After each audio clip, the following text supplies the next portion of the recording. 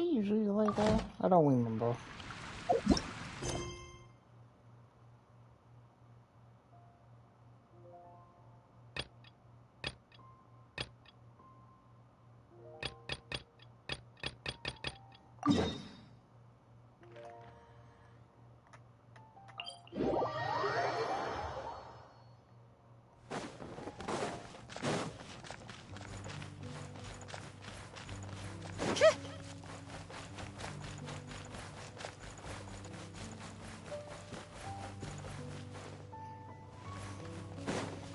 Rosaria. Sister Rosaria! So here you are! Choir practice is about to... I've told you already, I don't go in for that kind of thing. I've got more important matters to attend to. Oh, but this event has commemorative significance. The church hopes that all sisters will be present. Hopes? That's odd, because I don't recall a fulfill the hopes of others clause in my job description. I mean, sure, but... But what? You're the event organizer, aren't you? Do you not find it the least bit odd? What do you mean? This far out from Mondstadt at this hour? Even if you set out right now, I'll wager you... Who knows? Maybe this is someone's grand plan to make a fool out of you. Huh? Well, that can't be. People aren't like that. Evidence decides what people are like, not your feelings. Maybe you're a little too trusting of other people. Don't fret, nobody's gonna blame you if you go back empty-handed. I can't imagine anyone else was delusional enough to think I was gonna show up. But if you dally any longer, you really won't make it.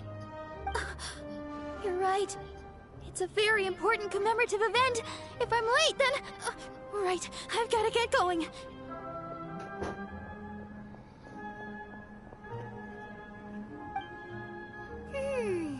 Seems like that sister's an expert in making people believe anything she wants.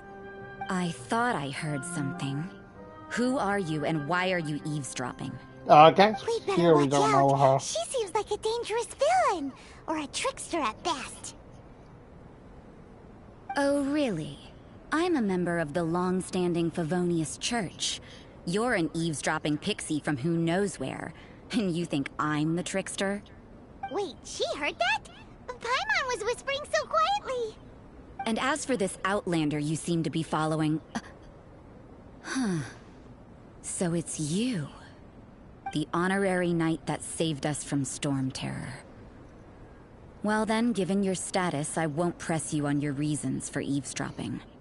Otherwise, depending on your answer, I could have arrested you on the spot. What?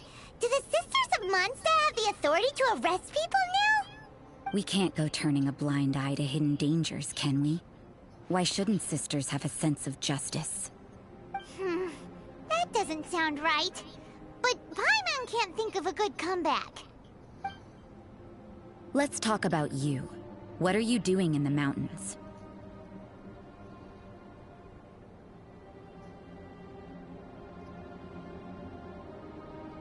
Was it looking so albedo? If it's him you're after, I made a point of noting his tracks. Many people have made their way up after the snowstorm. Let's hope they're still there. So, are you also looking for him? No, this is just a professional habit of mine. I sensed elemental traces in these tracks. Never hurts to be vigilant.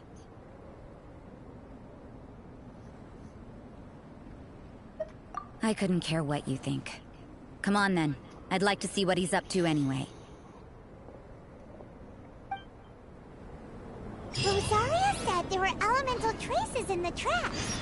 They should show up pretty clearly with elemental sight. Tiresome.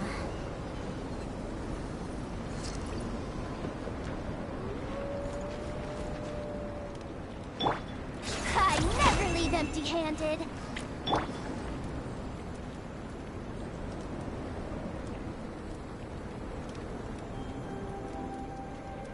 Like random.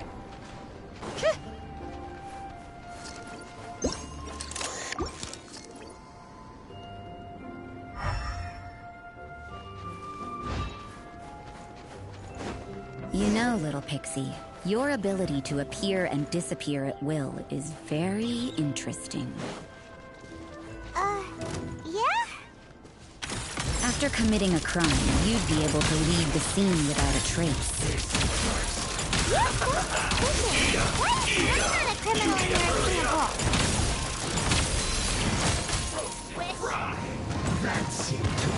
A spot of tea-time entertainment. Every battle has its twist. That's bad. A moonlit night for all. Whoa.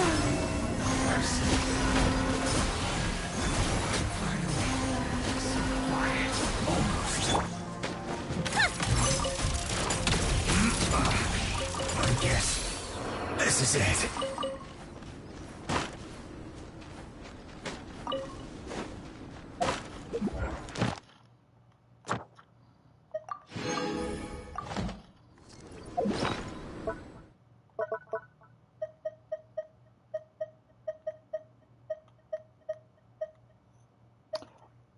Oh.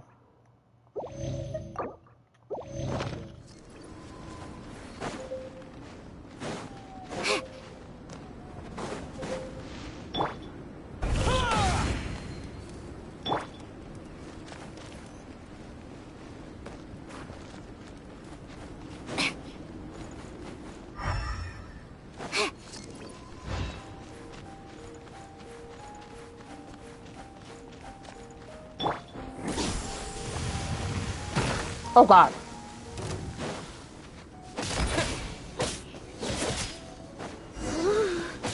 It's getting colder and colder. Rosaria, aren't you freezing? Me? I'm alright. I got used to operating in adverse conditions a long time ago. Huh? Seems like there's more to being a sister in the Favonius Church than Paimon realized.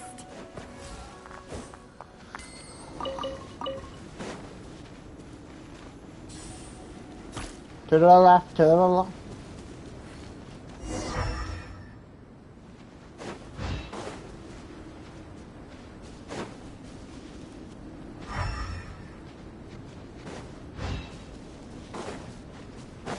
I think he finding those.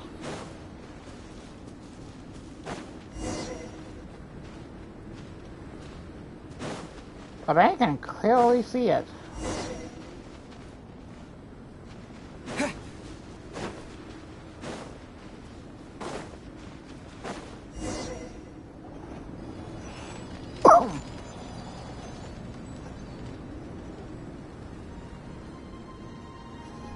I think he just Why would he came from. hang around a place like this? The word on the street is he loves painting. He'll hang around anywhere for a good landscape. The views and scenery here are pretty good. Potential paintings everywhere you look. But can't he see those hilly churros? Isn't he in danger?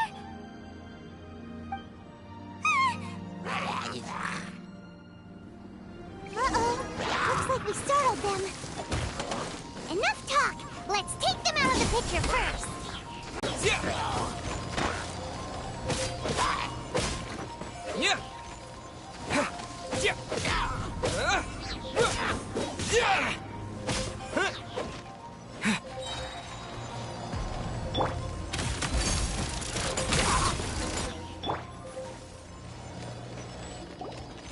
Who are you? Why did you alarm them? Thank the gods I'd already completed my painting. Would have been a shame to leave these particular hilly trails unfinished. What's up with painting hilly churros? What makes them so interesting? I'm afraid the answer isn't easy to explain. If you'd like to have a look at my painting, it may give you a clue. Wow, look at the detail! But some of it seems to have been done in a hurry. You can find these hilly trails anywhere. Quite boring, in fact. Not worth closer inspection. But take a look at this specimen. The build, the coat, and there's a distinct force at work here. In the cyclical lives of such primitive communities, such unique attributes are an indication of evolution at work, Evolution, the transition from nothing into existence, from the known to the Hold your horses. Something tells me we're in for a thesis and I haven't got the stamina. We found your man. I'm headed back. What? Don't you have any questions for him? Hey! What a weirdo. So Sister Rosaria brought you. Surprising. And I didn't have time to thank her. But back to the point. From her words, it seems that you were looking for me? Mm-hmm. We met a girl in Mondstadt, Sucrose. She said you were stuck with your research. I see. So Sucrose sent you here. Then, if I'm not mistaken, you must be the honorary knight. You've got the whole of Mondstadt talking. I've heard a bit of everything. Your actions during Storm Terror's attack, your elemental control, and quite a few other mysterious things. I'll skip to the conclusion.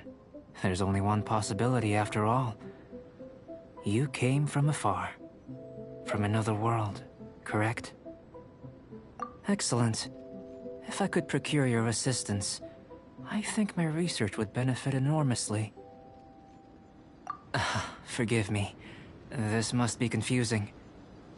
Where should I begin? The essence of life?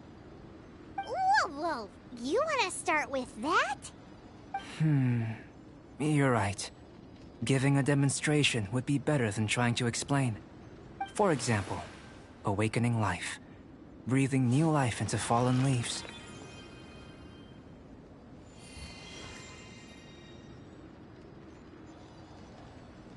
You can do that?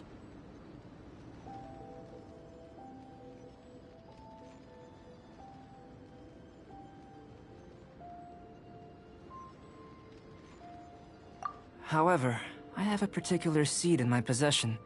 The method I'm talking about has produced no results. It's like you, in that it hails from another world. Helping it to grow, to bloom. That's the problem my research is up against. That's where I need your assistance. Well, if you're struggling to figure it out, Paimon's not sure we're gonna be much assistance. I beg to differ. I'm unable to comprehend the intricacies of life outside of the known world. But you're not from the known world. By observing and researching you, I may just be able to find a way to get the seed to sprout.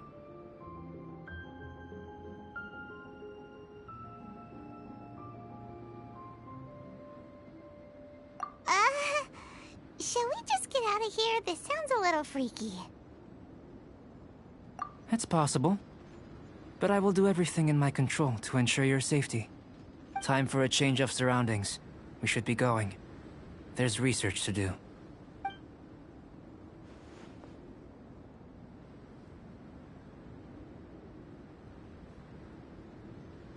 Albedo and that traveler seem to have hit it off. Takes a weirdo to know one, I guess. I wonder, does this constitute a risk to Mondstadt?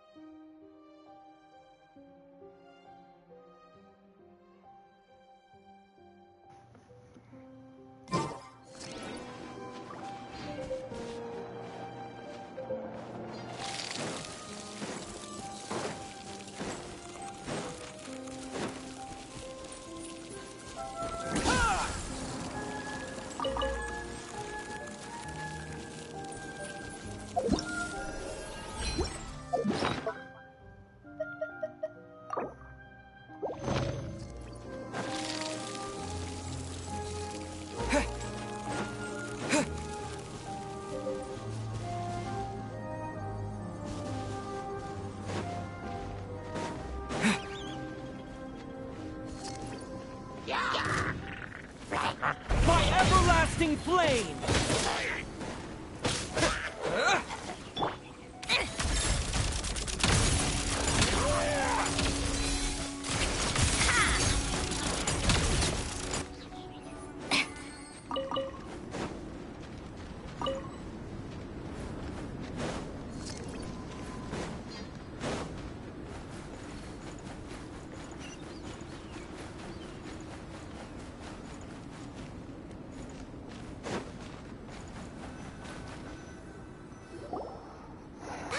A question. After the seed sprouts, will it grow into anything? I don't know, but I feel the importance will lie in the method, not the endpoint. Using alchemy to awaken otherworldly life into that would constitute a big leap in my understanding of the essence of life. After awakening, even creation may be possible.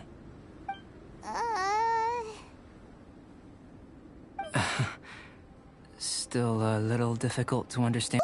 Paimon's got a brain, but what's the seed gonna become?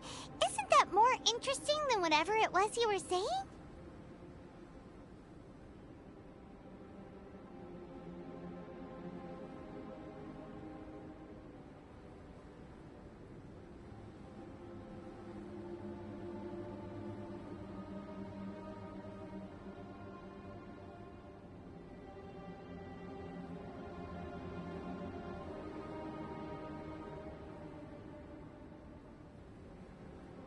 Well, if it turns out to be a delicious fruit, dinner's on me.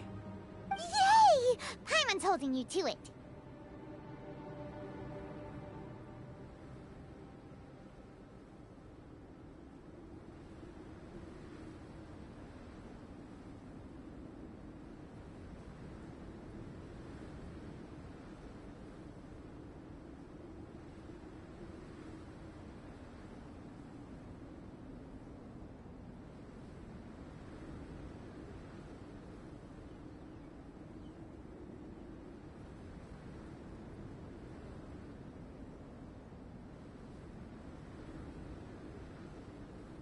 Well, let's just say I, occasionally have to look after a child.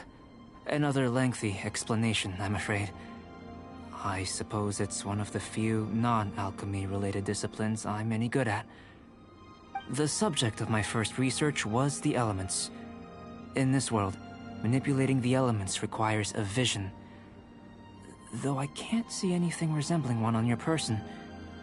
How you're able to freely manipulate elemental power is something I'd like to ascertain. I've got a few questions in that regard. Firstly, do you have any extra organs? A second heart? A fourth stomach? Things of that nature.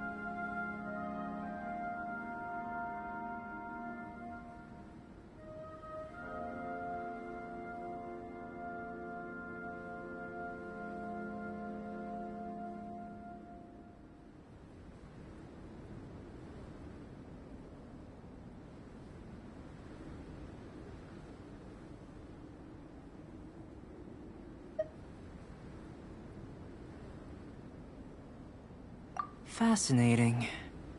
And this floating child is connected to your body in some way? What a stupid question! Can't you see the gap between us? And another thing, it's Paimon, not floating child. I was merely considering the possibility that you were an external organ. Perhaps there is some invisible force connecting you.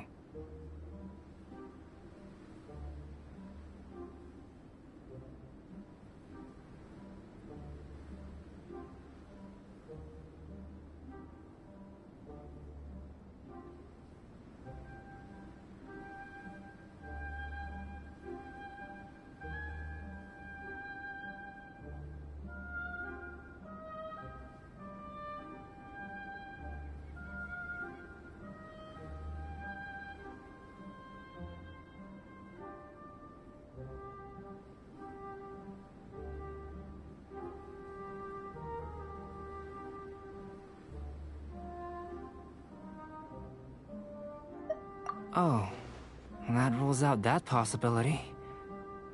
I wonder, did Paimon guide the elemental power to you? But that would mean that Paimon's elemental power would be enough to break through a mountain rock at least 10 meters thick, or cause the waterfall south of Springville to flow backwards. No, that definitely can't be it.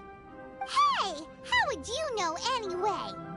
In that case, it would appear that there's no obvious difference between the composition of your body and that of the humans in this world. Given that there's clearly a discrepancy in the research, it seems that only experimentation will yield the answers. Firstly, this mysterious elemental power. I'd like to examine exactly how it manifests externally. Let me lure a few slimes to the area.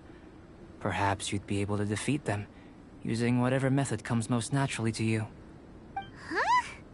Doesn't seem very sciencey. Direct and clear observation are imperative to a good experiment. This is just a simple exercise. Naturally, if you require a greater challenge, we could bring in 6 Oceanids. Slimes! Slimes are fine.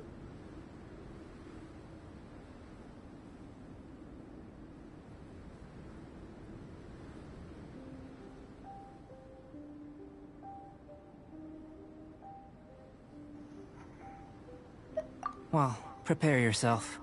The slimes will be here any moment.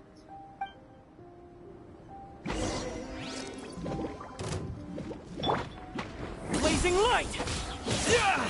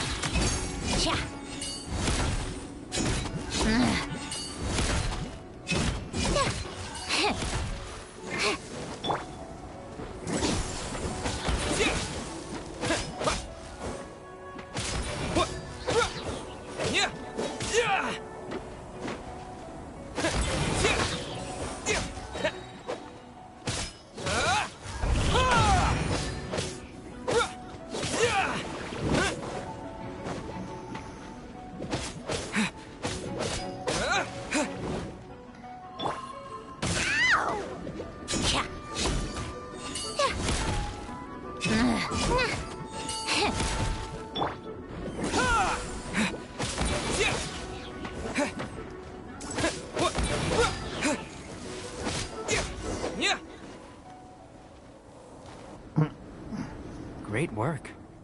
Did you feel anything out of the ordinary? If you're injured, I have a few emergency potions ready.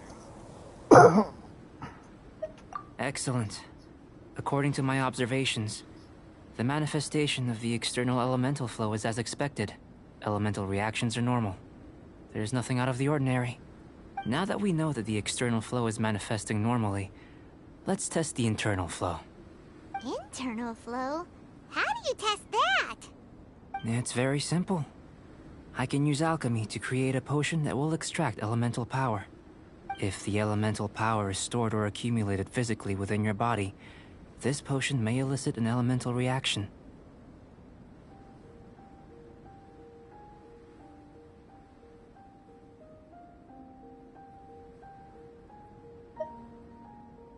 Sounds kinda terrifying. Don't worry. In the normal course of events, you'd feel some temporary queasiness. No bodily injury. And in the abnormal course of events? If anything unexpected occurs, I've made the necessary preparations. Try not to worry. Well, it's not that there aren't any risks involved. But if there is anything blocking your elemental flow, we'll be able to locate it with this test. Just a warning. If an internal elemental reaction occurs for any other reason, that's a bad sign. Yes, that's an excellent way to think about it. Before we get started, the potion we'll use for the test is missing a catalyst. We'll need to find it. It's a type of ore known as star silver, but unfortunately not all of it is suitable. I'll take you to my campsite. We can gather some star silver ore on the way. I'll point out any likely contenders. All going to plan, we should be able to begin concocting the potion when we get to the campsite.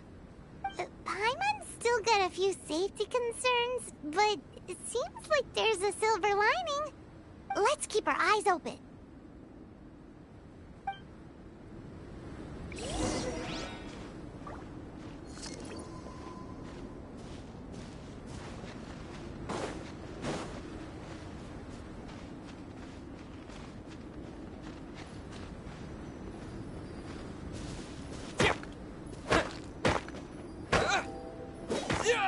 Here.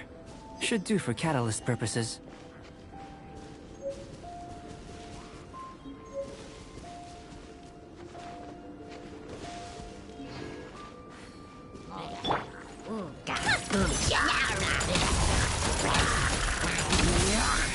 Take a break.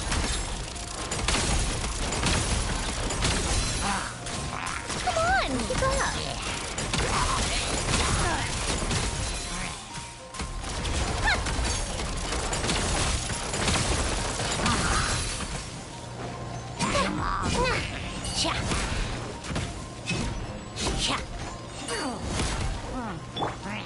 Time to ignite!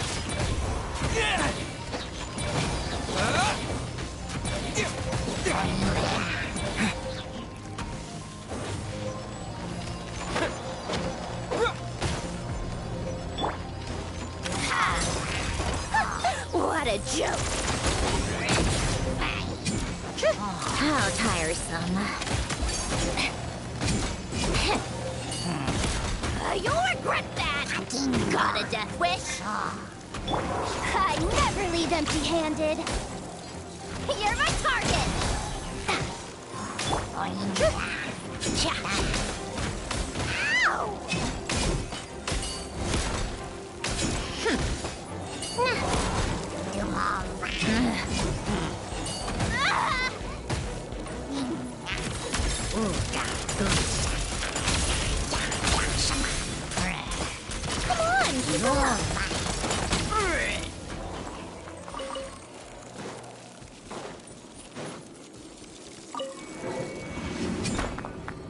This one. Usable with a bit of polish.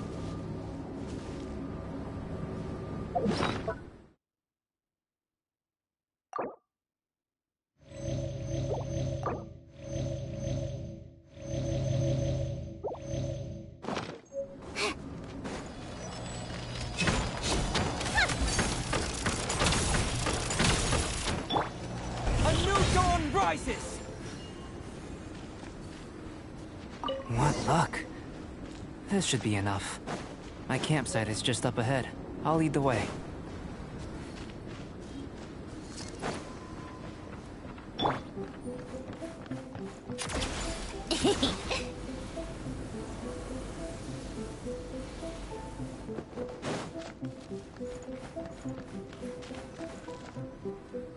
This is my campsite. I've added the materials we collected to the concoction. While we are waiting, have a look over here.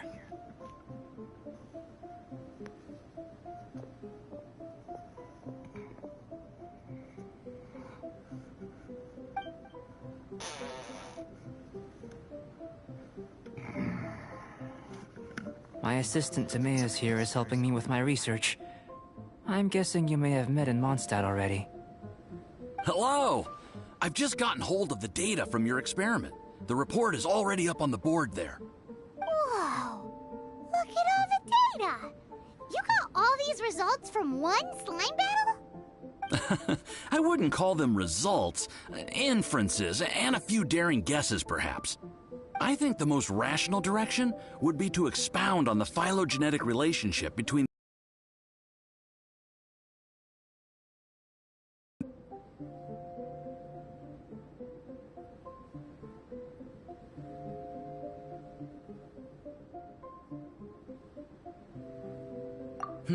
Consider, you don't have a vision, but you can manipulate elemental energy. The slimes don't have visions either, yet they too are able to manipulate the elements.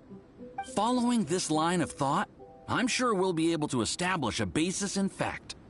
Not bad for a point of entry. But strictly speaking, slimes are elemental life forms. In other words, beings consisting entirely of the elements. A cryoregis vine, or even a whopper flower might be a better analogy. but tracing back the phylogenetic relationships between plants and animals, you might have to trace back to the world's origins. In that sense, things might get difficult, don't you think? Yes, sir. That sounds correct. After all, we've got our primary data already. This traveler is a visitor from another world. If it turned out that he did have a phylogenetic relationship with this world... Now that really would be something, wouldn't it? Ah, it would. Apologies. I was so excited to get the data. I'll slow down a bit next time. Speaking of data, to complete our research, we'll need some more. I'll be conducting analysis here for the time being. If you're keen for an update, just come and find me.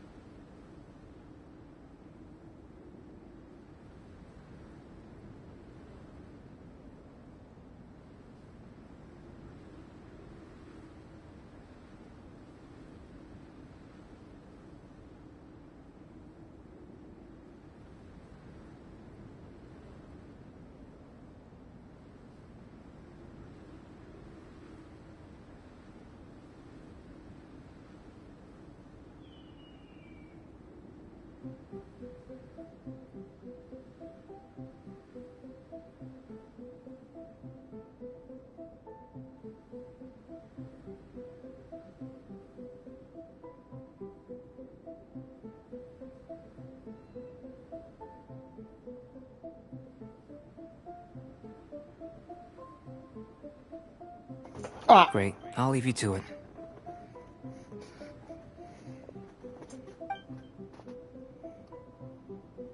oh, Looks like the I want to do something. That's probably stupid. Persona. Because I've been recently thinking about playing Persona 4 Golden again.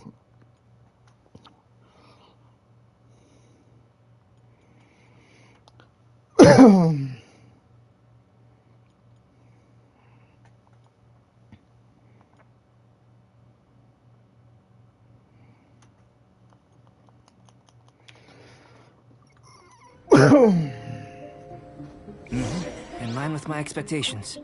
Ready to drink. Remember to keep calm. nah.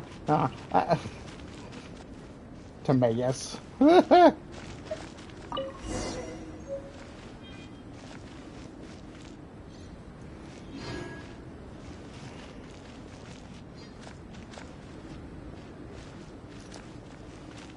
God dang it.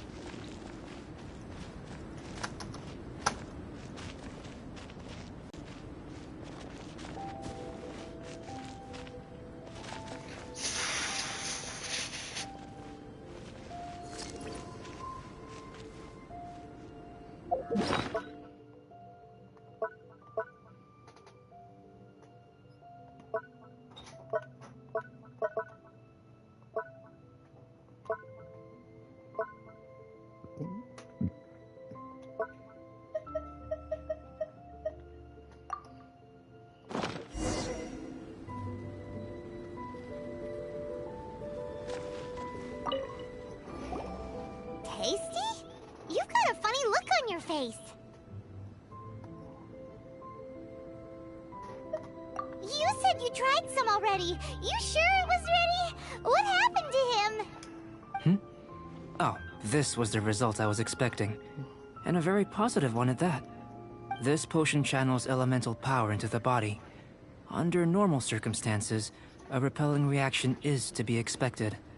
But if the internal elemental flow is unimpeded, you'll only experience momentary discomfort. Once the flow is complete, there won't be any other effects.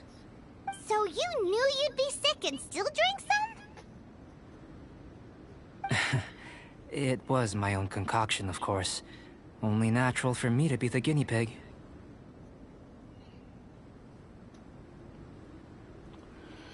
But of course, you're my assistant. By all sense and reason, it would be wrong of me to place that risk onto you. In conclusion, I'd say we have our conclusion. As far as elemental energy is concerned, you're no different from anyone else in this world. Nothing peculiar. Aw, Paimon wanted something cooler to happen. Then again, better an ordinary result than a peculiar result.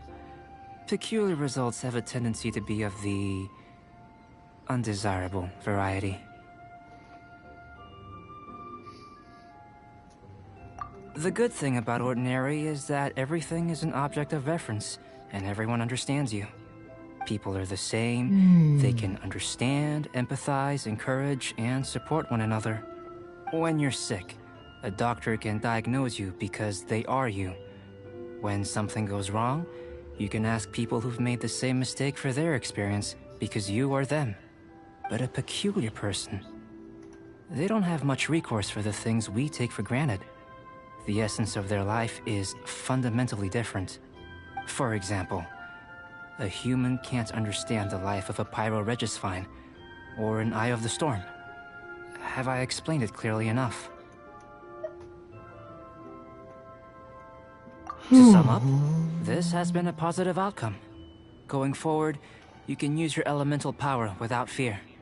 Timaeus, the results of the new experiment are out.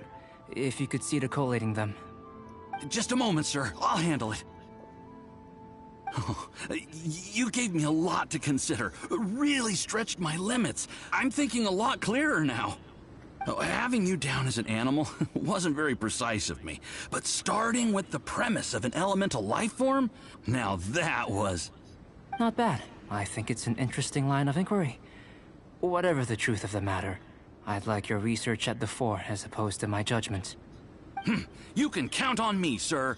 I'll extract a result satisfactory to all. Is he trying to join the Knights? He's starting to sound like a suck-up. What Paimon meant to say was... That's the spirit! Mr. Albedo, say something!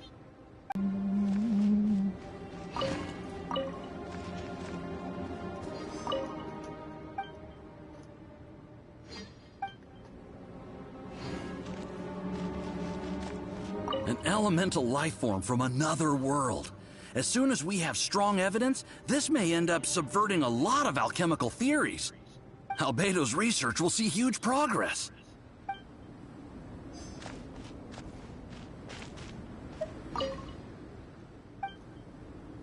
Here comes Albedo! Let's go see him!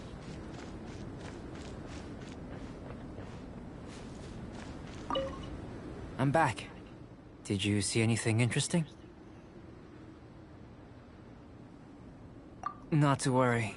They're all for alchemical purposes. You'd be hard-pressed to find an everyday use for them. Well, on with the research. There may be significant differences between different worlds. Take Tevat, for example. Here, those with visions can manipulate the elements. But worlds may well exist where only one person is able to do so. Or even everyone. So, leaving elements to one side. Do you possess any... unique abilities? Ones that don't exist in this world? Well, I think answering this question calls for the same methodology as last time. In other words, time for the next experiment. No. You shan't be required to exert quite so much effort this time around. Now, see this pillar here? Use your willpower to try and break it.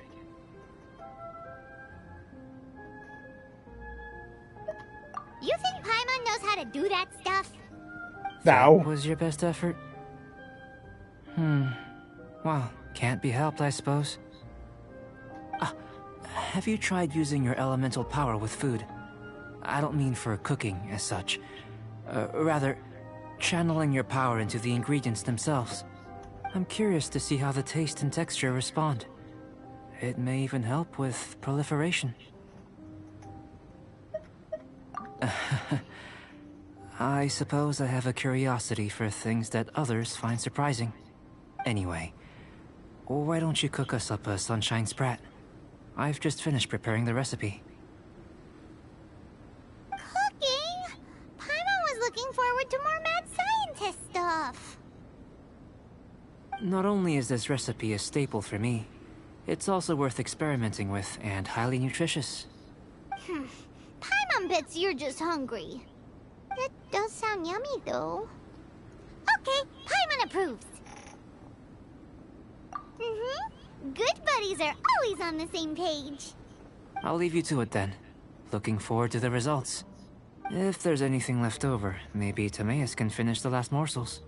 Paimon doesn't think we'll have that problem.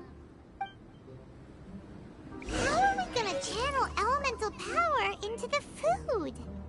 Maybe try the willpower thing again. Where does it get these ideas from anyway? Let's just do it the old-fashioned way.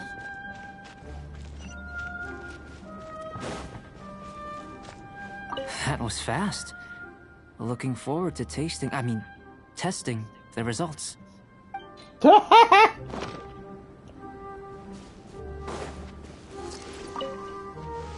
Oh yeah, he just hungry. Okay.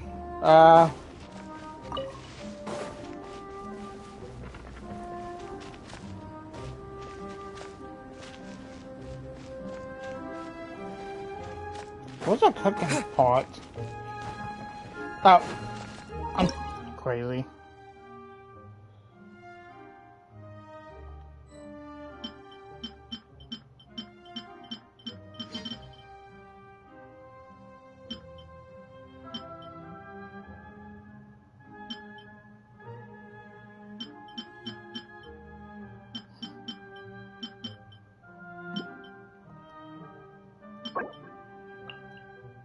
Oh, we got butter.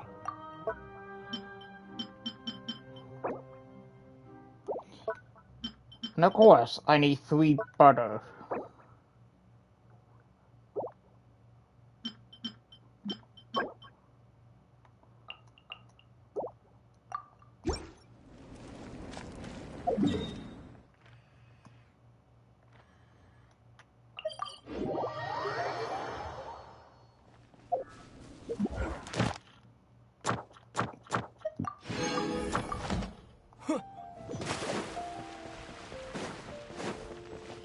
No, not good, Hunter. I need to go over here for the yellow scourge.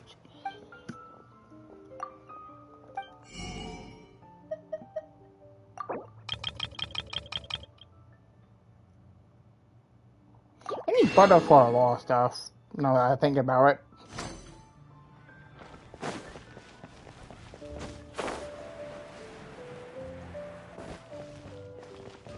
Ad Astra Abyssos. Thank you for Ad Astra.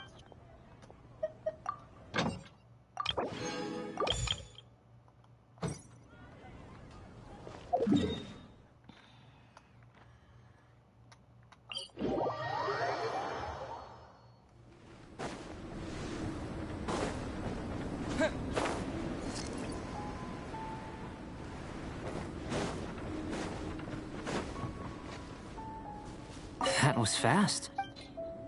Oh, damn it.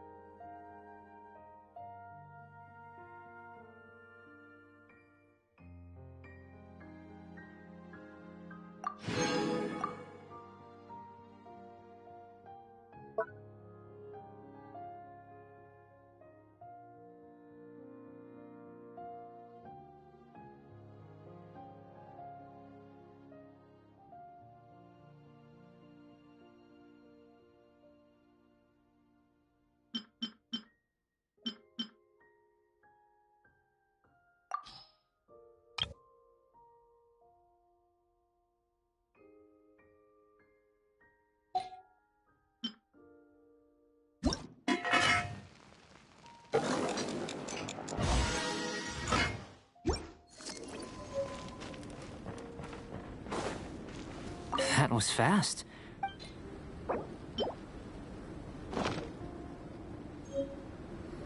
An average outcome experimentally, but you've really brought out the flavor. You seem well versed in the science of gastronomy. As far as the proliferation hypothesis is concerned, we've come up short. Seems like food presents the same headaches in your world as it does ours. Unless...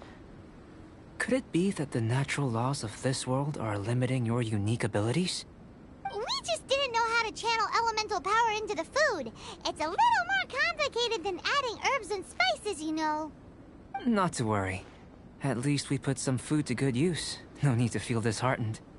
And here's your portion. Enjoy. I can box it up if you like. Woohoo! Thanks! Glad you were paying attention.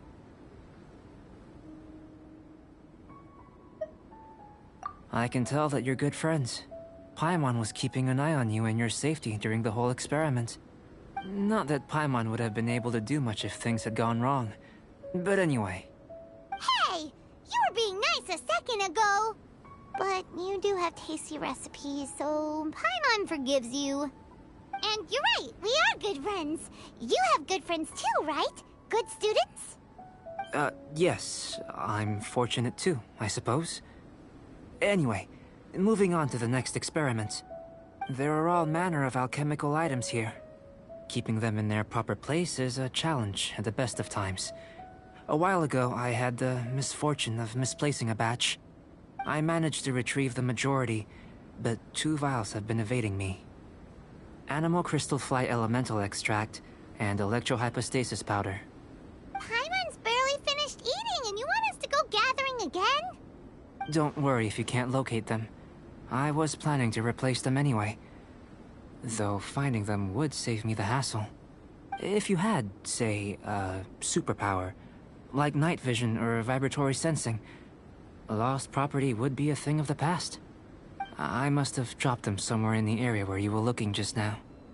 So, guess we'd better take a look. Oh yeah!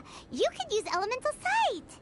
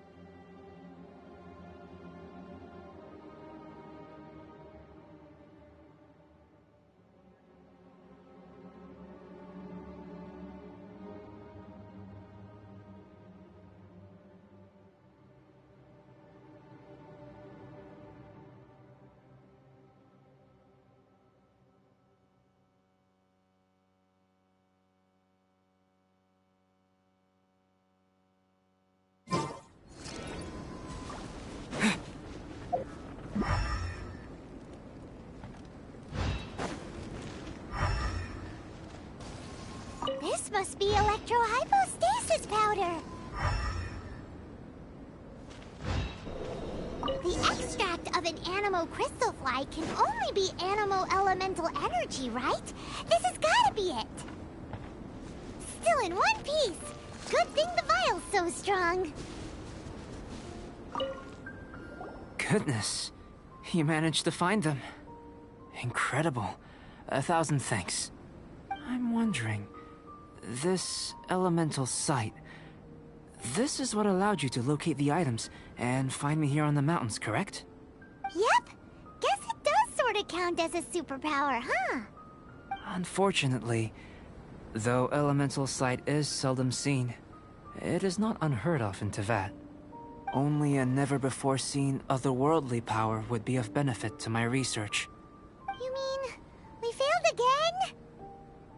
Don't be disheartened. This falls entirely within my expectations. Besides, getting these items back, I'd call this a very worthwhile experiment.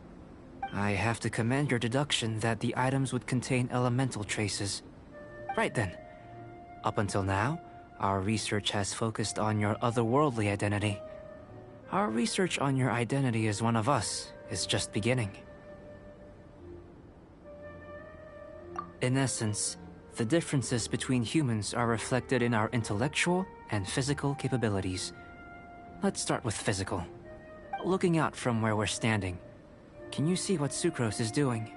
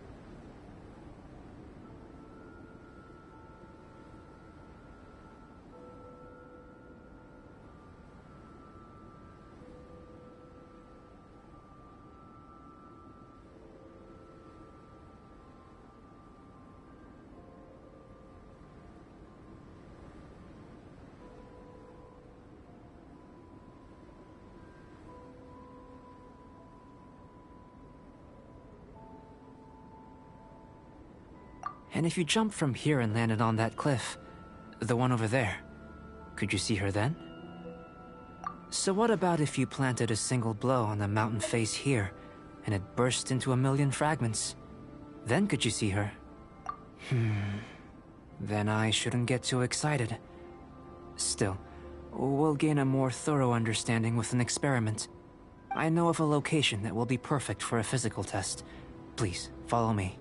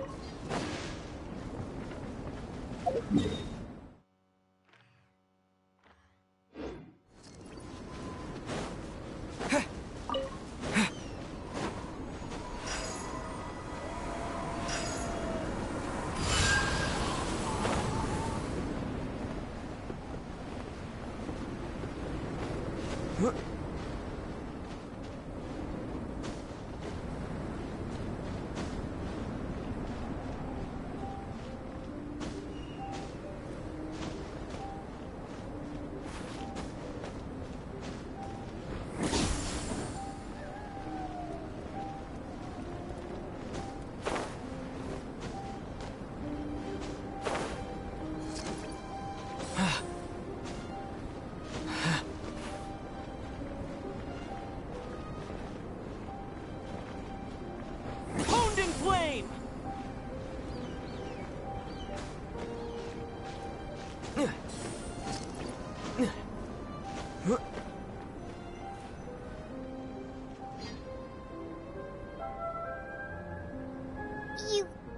You want us to jump? From up here? Not necessarily. Not if you know of a better method, that is.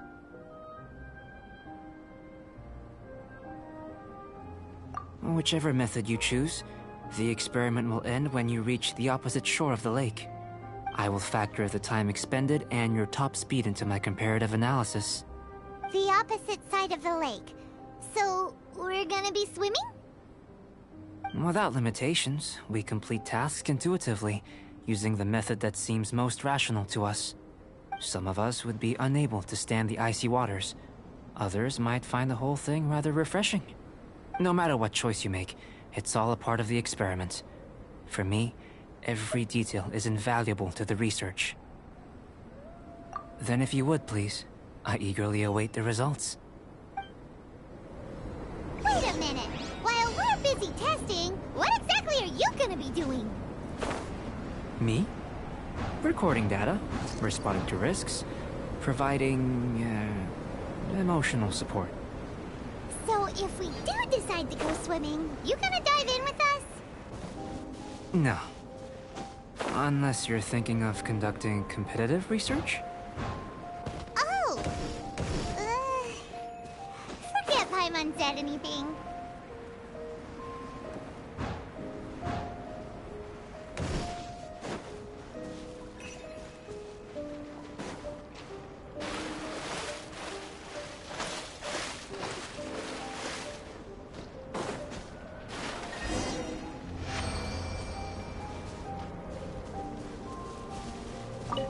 Great work. I've never seen a performance quite like it. Your reputation precedes you, Traveler. The data shows that you're easily outperforming the average citizen in Mondstadt. But you followed us the whole way without breaking a sweat! Me? Actually, I used alchemy to cheat a little. But anyway. If it turns out that the natural laws of Tevat do not affect you, I should be able to make various inferences about the otherworldly civilization you belong to. If the natural laws of Tevat do affect you, then I shall be able to make inferences into the kind of evolution that would occur under the absence of such effects.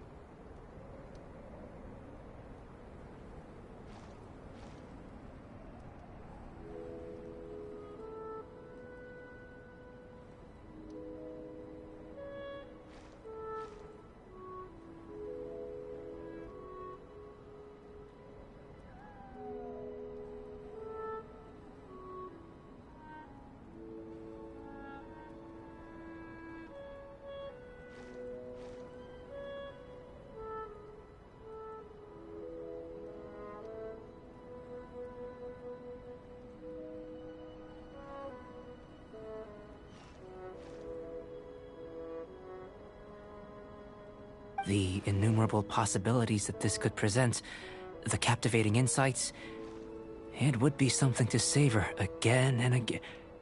But how does this help your research?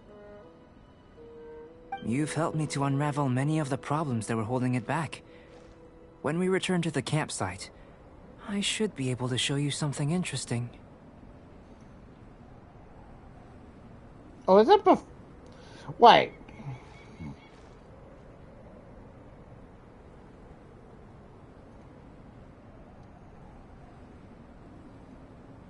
I may be about to make some analogies between you and a few unusual specimens.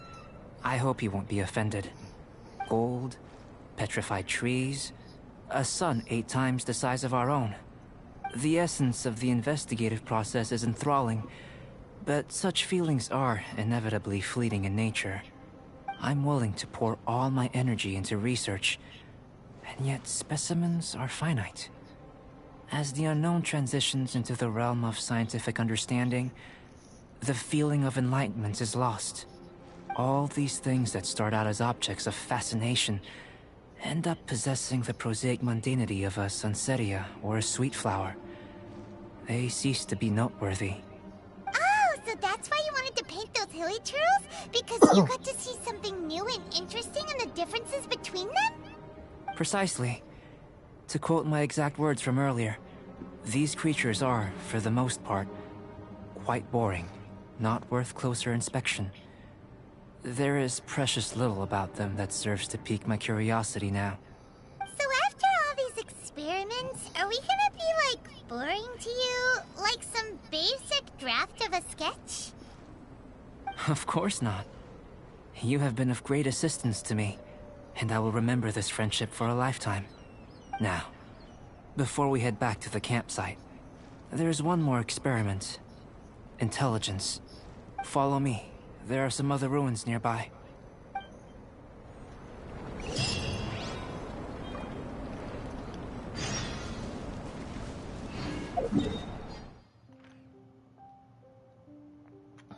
Oh, yeah.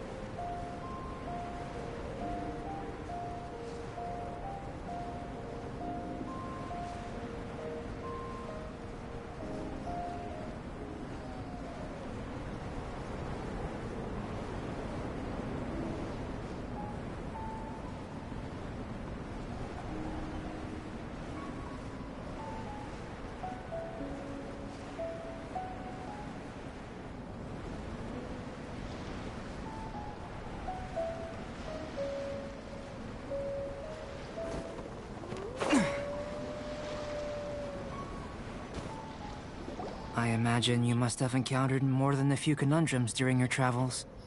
I'd like to observe your intelligence by means of a practical test of your capabilities, much as we did for the physical test. Ah, sure. I'd like you to explore these ruins and return with your findings. There are 2 puzzles located at the far ends of the ruins. After completion, you should be able to activate the mechanism in the center. As with the physical test, there are no restrictions. Everything you do is an action I wish to observe. Remember that this is a test of intellect. So should you get lucky in any way, that won't be factored in as part of the test. So, let's see you in action. Start wherever you like. Isn't that just like...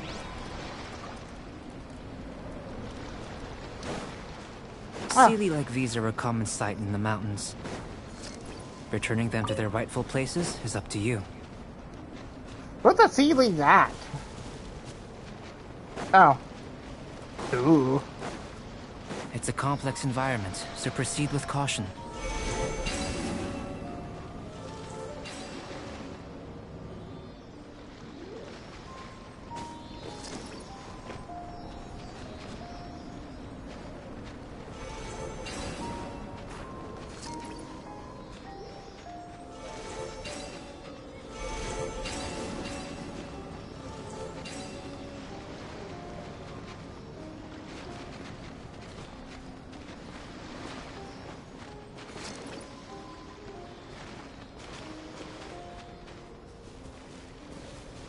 Wait.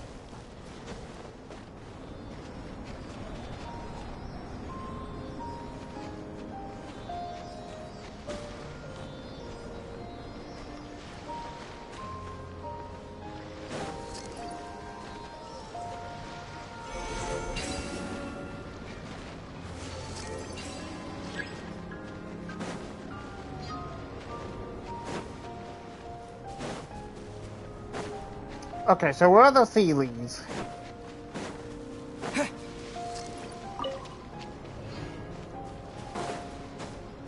Oh, here you are.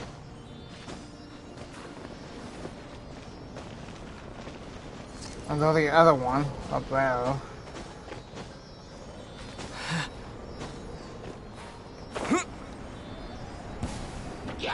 Oh God! Take a break.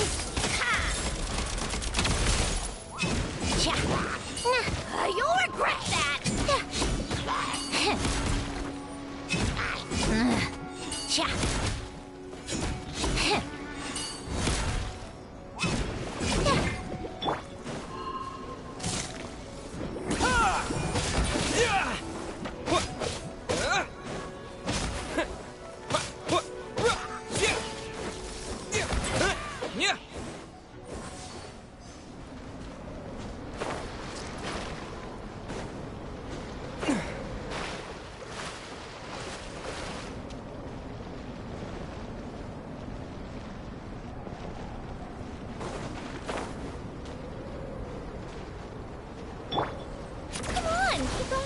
Pick up the pace.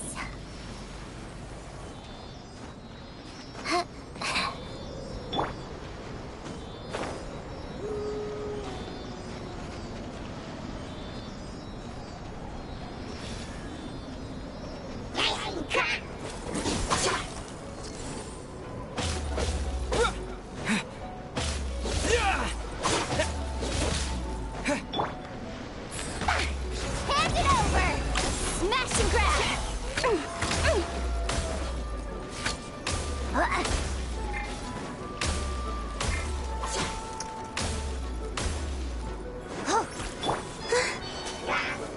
A new moon rises.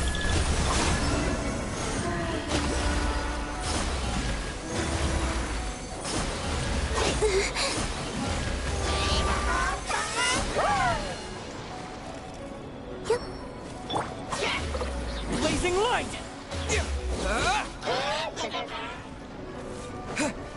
Fountain.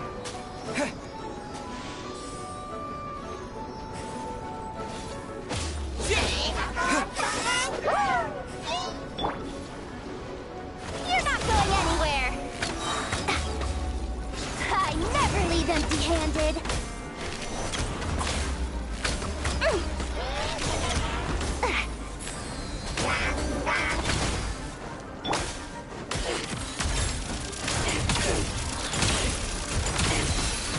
Take a break.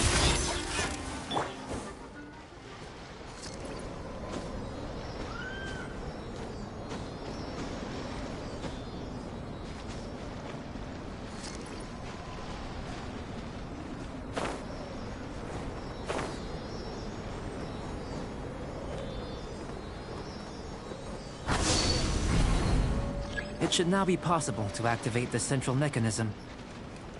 Exactly what will happen when you do is something I'm looking forward to finding out. Hey! Explaining things is Paimon's job!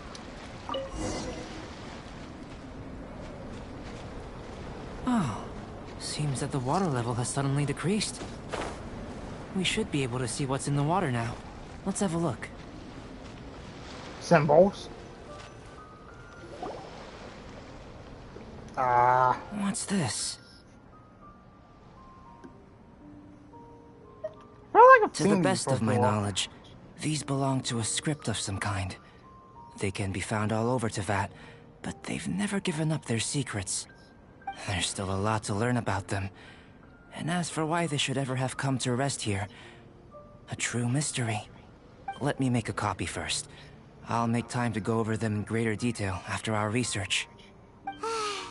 Another thing for the don't understand list. Unsolvable mystery this, weird experiment that. It'd be nice to get some cool results for once. Seems like if you want the reward, you gotta pay the price. I've truly gained a lot from all this. Comparatively, the little reward I can offer is too small to mention. Let me return to the campsite first. By the time you get back, I may just have a fleeting miracle for you to witness.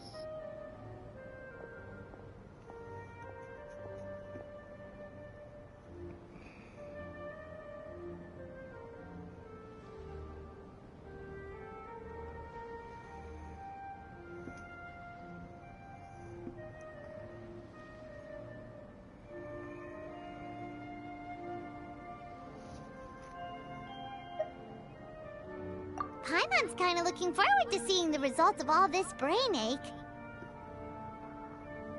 Unless you can think of anything better to do, let's head back to the campsite.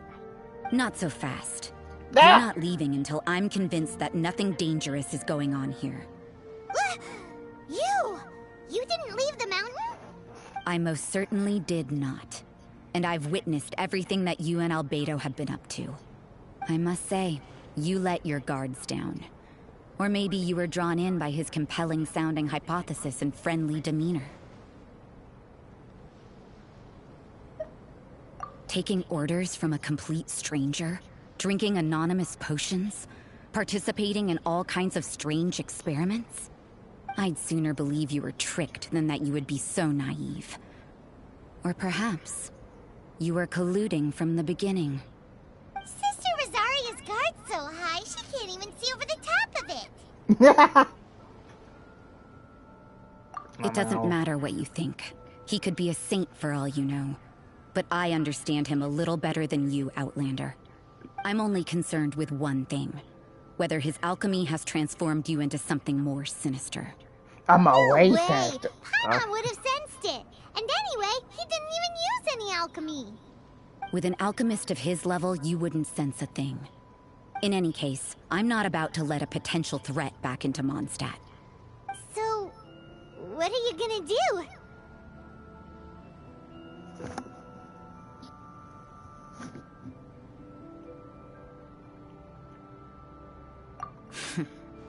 I've got to hand it to you. You have your moments.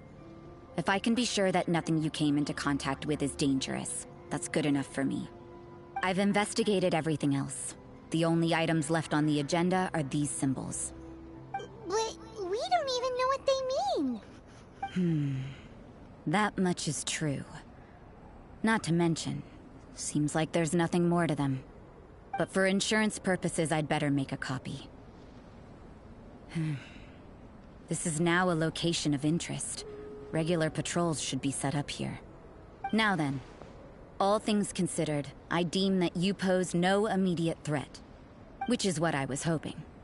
I would have been one very unhappy sister if you'd made me work overtime on your account. Overtime? Before we go our separate ways, Outlander, a word of advice.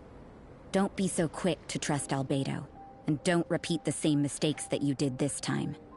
You made a lot of rash decisions today. She's gone! So stubborn. Mondstadt doesn't have many people like that. Huh. Never mind her. Let's go see Albedo.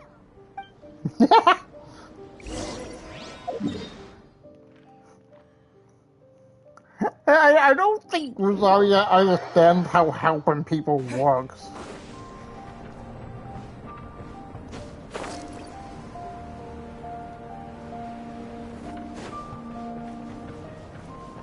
I mean, we're here on Sucrose's behalf. Ow. You're back. Good timing. I've just about reached the conclusion. You took quite a while.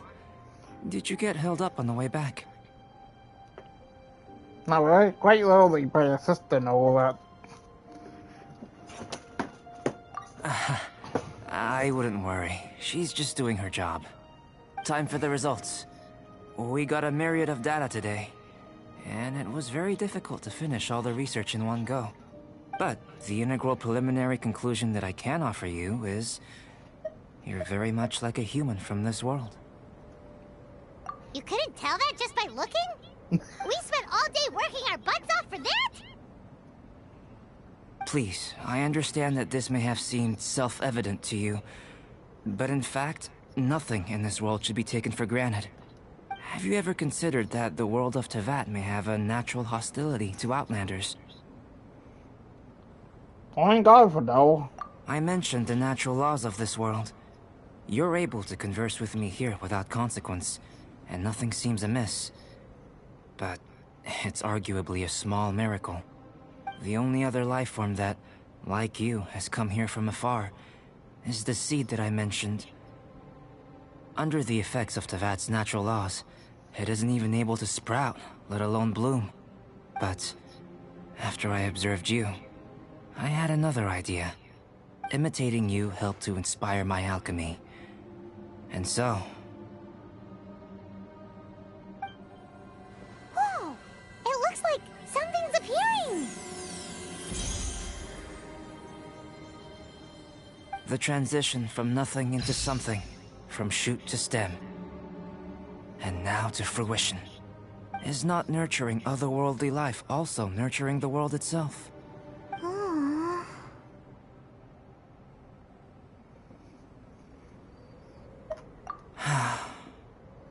It would seem that that's as far as we go. A transient bloom of incomparable beauty. Life's proudest achievement. Paimon thought, with all our efforts, it might have bloomed forever, and it didn't even have any fruit. Life is a manifold tapestry of free entities. Its value shouldn't derive from how long it stays with us. Even a momentary burst is precious. A short life can be well lived. A life lived efficiently, lived to perfection, is necessarily one unburdened by loneliness. So, do you understand what I meant about us conversing here arguably being a small miracle? Things feel a little heavy right now. Don't be sad. You've got Paimon to look after you. Albedo, Paimon really wants to be your friend. Thank you both. Even if dispelling loneliness is not essential for life, it certainly doesn't hurt. Your help inspired me to discover the means to make a flower bloom. I mean that the time I've spent traveling with you in the mountains was a valuable journey for me. In the future, if the need arises, can I solicit your help again? Well, glad I can count on you. I made a point throughout of telling him how ordinary the results were. But what was that sediment I saw forming at the bottom of the vial? It should not have been there. What could it mean? Those born of Earth are bound by its imperfections, but those born of chalk are free of impurities. You and I are alike, both composed of a substance that has yet to be fully defined. If, one day, I lose control, destroy Mondstadt, destroy everything, can I rely on you to stop me?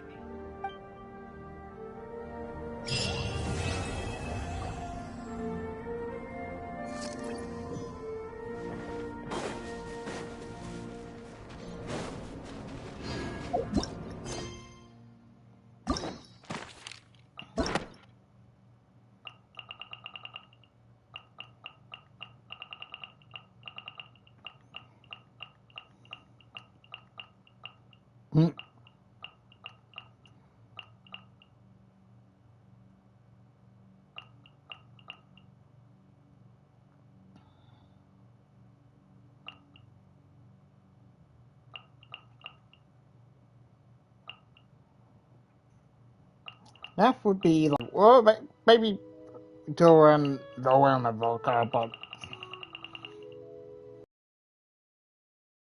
I am just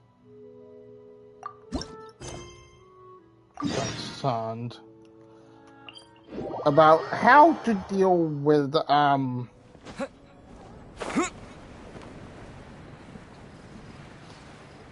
because the update for me comes out tomorrow. It's like the 10th already.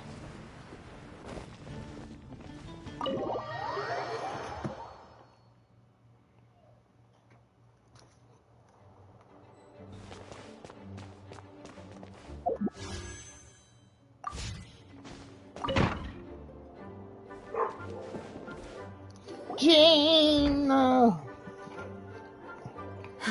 Thank you for coming on such short notice, Honorary Knight. I know you must be busy. Well, to make a long story short, there's a particular matter at hand that the Knights requires your assistance with.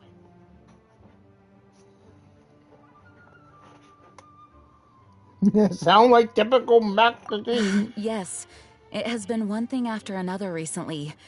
Neither myself nor any of the Mondstadt garrison are able to catch a moment of peace. I have recently received multiple reports from the Knights of someone within the Lawrence clan having close dealings with the Fatui. The Fatui? Again? Oh, but who are the Lawrence clan? There was a dark period in Mondstadt's history when the aristocracy ruled over the city. The hard-won freedom that followed with the fall of Decarabian was lost once again as slavery spread throughout the land. The first Dandelion Knight, Vanessa, spearheaded the revolution that overthrew the old aristocratic system and established the Knights of Favonius, leading Mondstadt to become the city that you see today. The aristocrats that had oppressed the people of Mondstadt were none other than the Lawrence clan. Oh, Paimon gets it! So the clan's descendants are now scheming with the bad guys to carry out more dubious deeds. We suspect as much, though we have yet to obtain any solid evidence. The reason I summoned you here today is to ask you to help us further investigate this matter.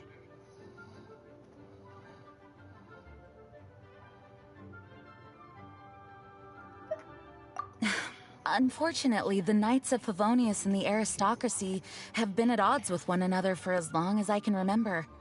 We've already considered every possible way of resolving our differences, but it seems the descendants of the aristocracy remain antagonistic towards the Knights. No matter what stance we take when dealing with them, the outcome is always the same. Our efforts only result in adding more fuel to the flames. We could come knocking on their door on the grounds of a search warrant, but if the investigation were to come up empty, I'm afraid tensions and distrust would only increase. All of our past efforts would have been wasted.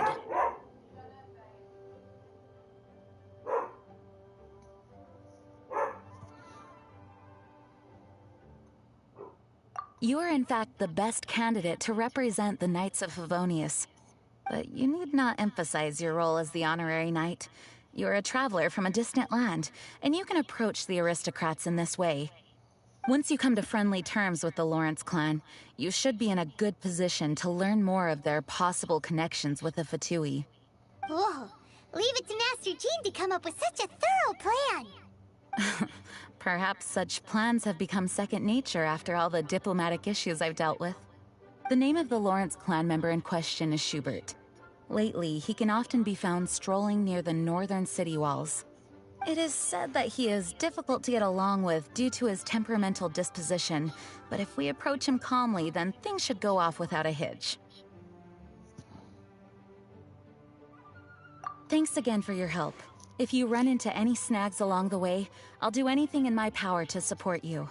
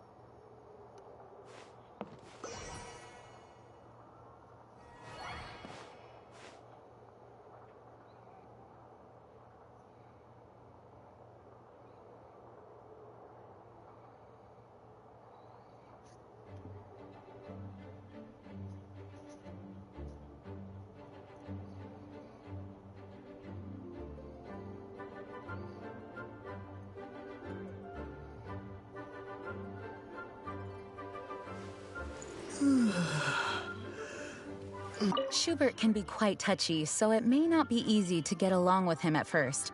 But as long as matters remain calm, then you should be able to come to friendly terms with him.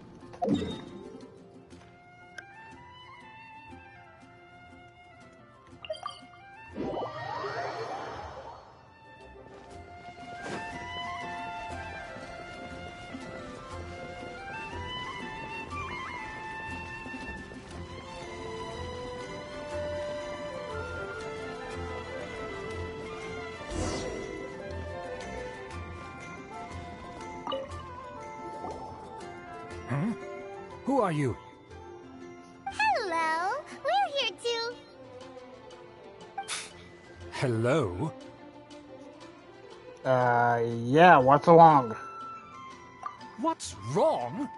Did you just say what's wrong? Yeah, I'm back here. And I suppose you think that you can simply strut up here and greet me in such an ignoble and vulgar manner? Given that I don't recognize you, I can only assume that you are a traveler of some variety. I'll have you know that you are speaking with the Schubert Lawrence, a blood descendant of the magnanimous nobility. If you wish to address me, you'd best consider your words more carefully. Such nonchalant manners are inadmissible and will never do. Now, if you're somehow capable of understanding anything I've said, then you will get down on your knees, apologize for your negligent actions, and give me a proper introduction. That is the appropriate etiquette. That's etiquette? Paimon's never heard of something so complicated before. In former times, when people knew their place and respected traditions, such conduct was only basic courtesy when greeting a nobleman. And neglecting your manners would result in a swift whipping. But look at the world now. Rules have been thrown to the wayside and manners forgotten. I cannot bear to see such degradation.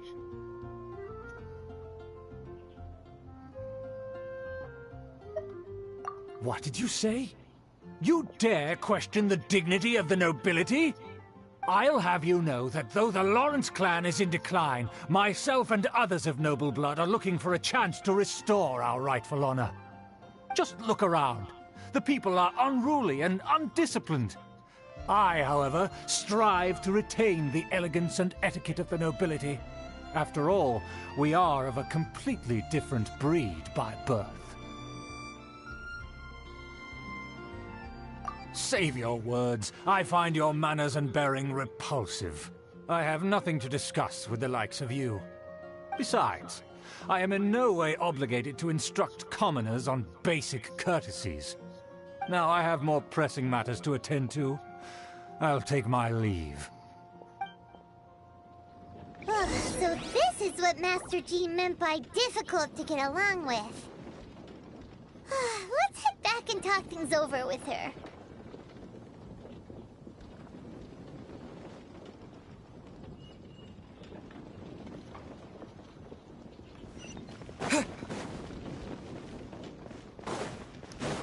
I'm gonna be honest, I always hate him. Attitude kind of scummy, to say the least.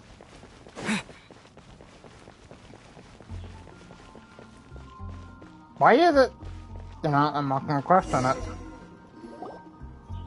Oh, Amber. Well, if it isn't the honorary knight. I'm just on my way out to gather some intel. I didn't expect to run into you here. Huh? Judging by your expression, you must have run into some trouble. Master Jean tasked us with a special assignment, but things seem to have run aground for the moment. No need to get down on yourself. Sometimes things just don't turn out as planned. Even I can't guarantee useful intel every time I'm dispatched. You just have to keep at it and never give up. I lumber for you. Hey, why don't you let me try to help? What's the problem? Master Jean asked us to build a connection with someone named Schubert Lawrence. But it turns out that he's a peculiar character that doesn't listen to anyone, especially Paimon. Aha, Schubert! I know him. Let me guess. He said you didn't have any manners. I've been on the receiving end of his lectures many a time. The Lawrence clan can be very particular about such things. You mean everyone in the Lawrence clan is just a big headache?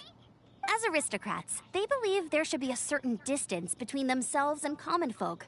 I understand their thinking, but that's just not how things are anymore.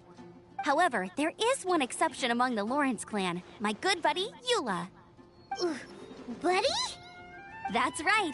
Not only is she from the Lawrence clan, but she's also captain of the Knights of Favonia's 4th Company.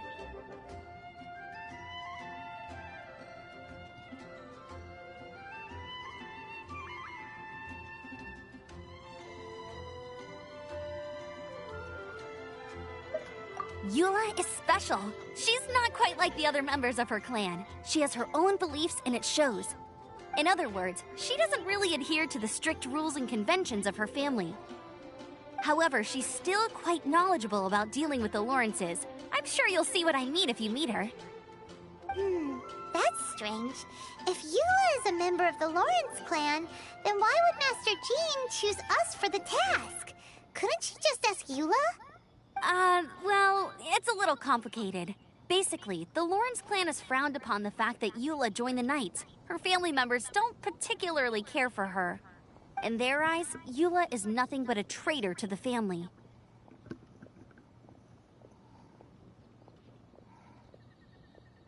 She's very easy to get along with. Just explain the situation, and I'm sure she'll help you come up with a way to get along with Schubert. In fact, I think she's out in the wilderness on patrol this morning. You should be able to find her around Storm Bear Mountains. Thanks, Amber. All right, you heard her. Let's go find Eula. Good luck, you two. I've got my own matters to investigate. Who would have guessed the Knights have a member of the Lawrence clan? Well, if you want to learn about the conduct of the Lawrence clan, who better to ask than one of their own family members? Vengeance! Die.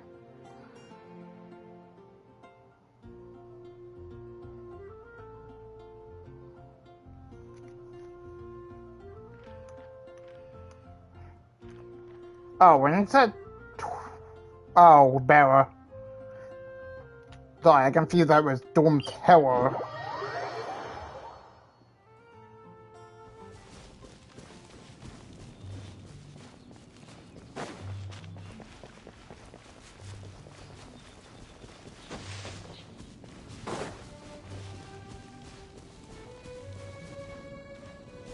The hell is the Fatui doing here?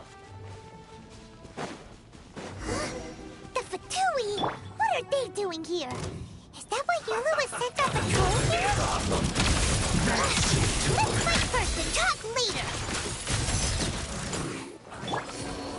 Calculated. My everlasting flame!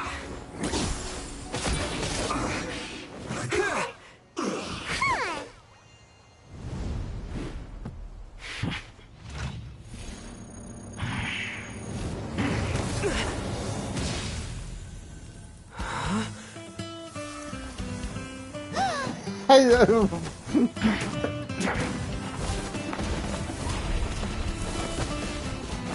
Why is her music now like that?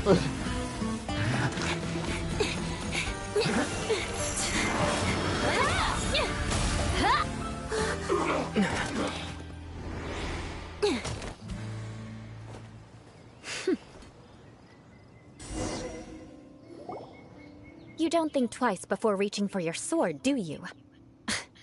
Do you have any idea how long I've been tracking these targets? and now you get to stake a claim. You think you're stronger because you got to them first? Mark my words, vengeance will be mine. What? That's right. I heard the commotion and came as swiftly as I could, only to find you two already fighting the Fatui. Not only that, you are making quick work of them too. If I didn't make my move, you would have been able to take all the credit. Still, I'm glad you're unscathed. Confronting that number of Fatui at once can be dangerous. I mean... Sorry, Paimon doesn't understand what you mean, but thanks for your concern. Concern? Why would I be concerned for the safety of my arch-enemies? Arch-enemies? Wait a minute! You were saying how glad you were that we were unscathed a second ago! By which I meant, if you were injured, I'd have to escort 2 strangers guilty of stealing my targets all the way back to Mondstadt. Which would mean you'd caused me even more trouble. My vengeance would be swifter still. Huh? So that's how you see all this?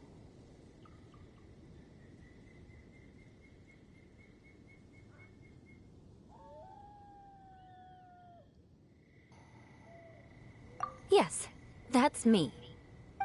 Paimon thinks she's pretty strange. Although at least we can communicate with her. You dare to call someone you've just met strange? Forget the aristocracy. That's rude even by normal standards. Speaking of which, how do you know my name? This is the honorary knight of the Knights of Favonius. And speaking of rude, we're trying to investigate an aristocrat named Schubert Lawrence. He's so obsessed with etiquette that he's not even willing to speak with us. I understand now. That's my uncle, all right. But why do you mean to investigate him?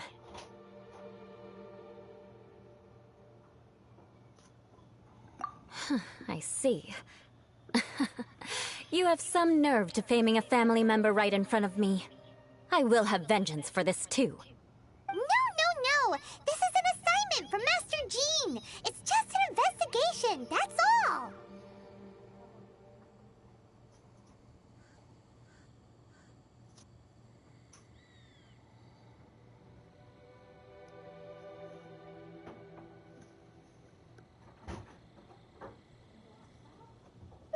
To the everyday citizens of Mondstadt, everyone in the Lawrence clan is scum. It's natural for rumors and unwarranted gossip to lead to such suspicion.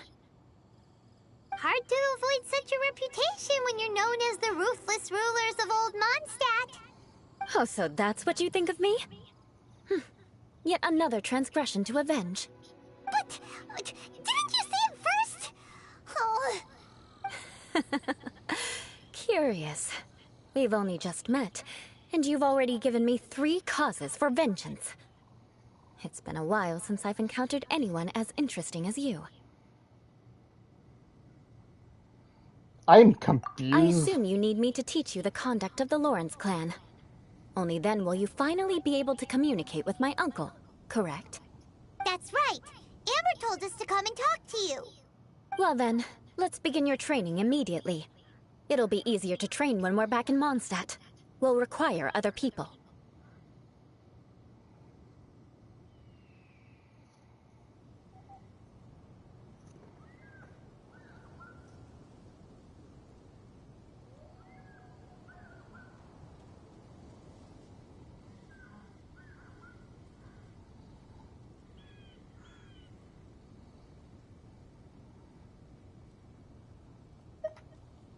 We can put that aside for now. Besides, if it's the acting Grandmaster's assignment, and Amber's the one who recommended me, I should comply. Paimon's confused. This girl's all vengeance this and revenge that. But she doesn't seem the least bit angry. Still, Paimon has met bigger weirdos before.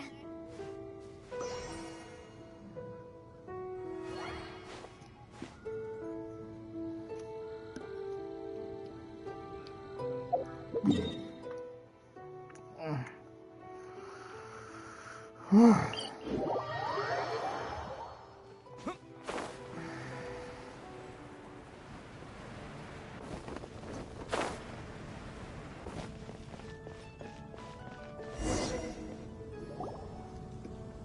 you finally arrived.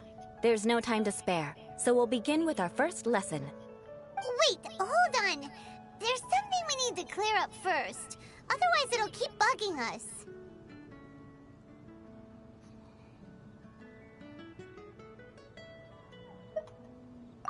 So that's still on your mind, huh? Maybe you're the ones who can't let things go. Don't worry, there's a time and place for exacting vengeance.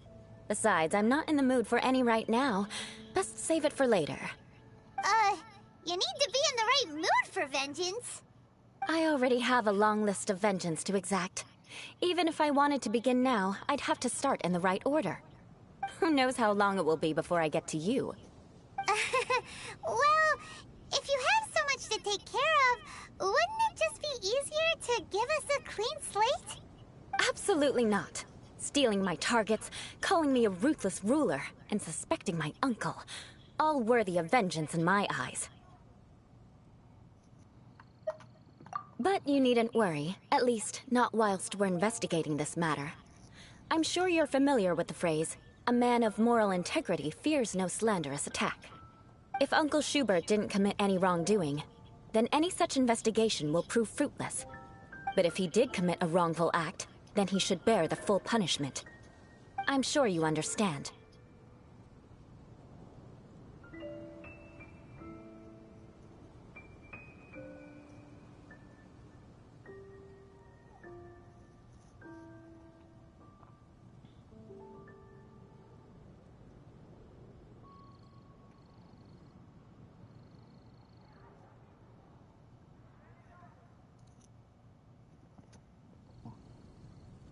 Good. Now, there are two key points that aristocrats attach great importance to. Your manner of speech and your bearing. Let's begin with your manner of speech. Aristocrats have a very unique way of carrying conversation, even with mundane daily topics. Oh, Paimon's already learned some unique conversation. Mark my words, vengeance will be mine! Not even close. And besides, it sounds strange. Hey! Paimon learned it from you! And didn't you say not to call others strange?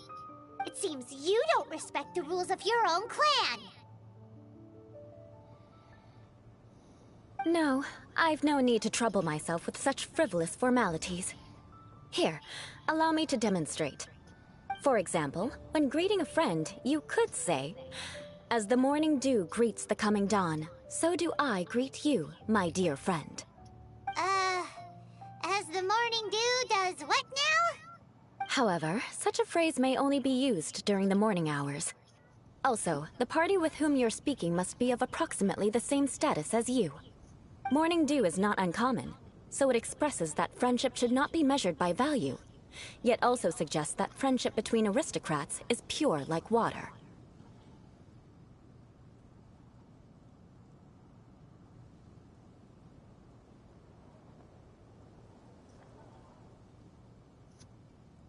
Oh, no.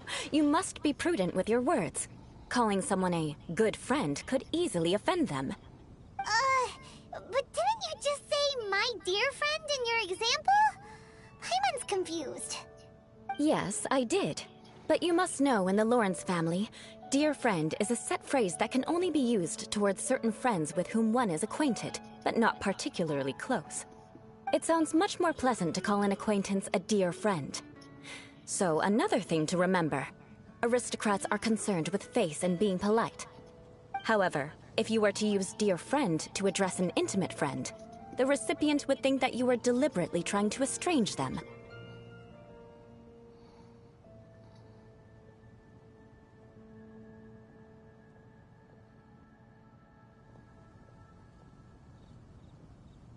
This is only the first step in making a greeting.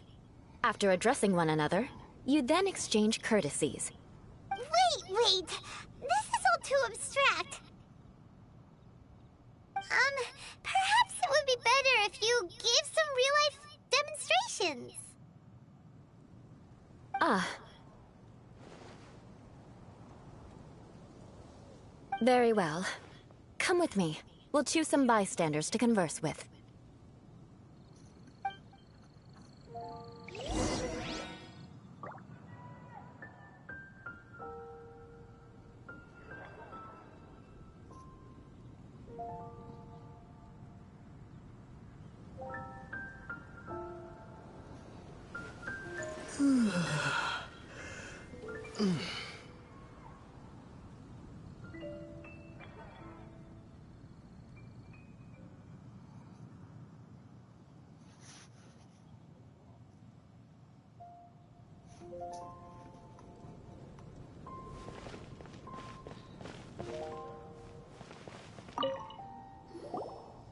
Oh, you're Eula of the Lawrence clan, right?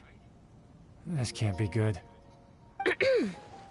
You there, lowly laborer. You stand in the presence of a member of the illustrious Lawrence clan. I have words for you. Please acknowledge the glory bestowed upon thee by the nobility... what comes next? Oh, right.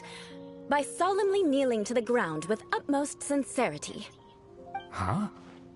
I can't make heads or tails. Hold on. What did they always teach me? Whenever a dispute arises, protection of your family's prestige and dignity always takes precedence. Got it.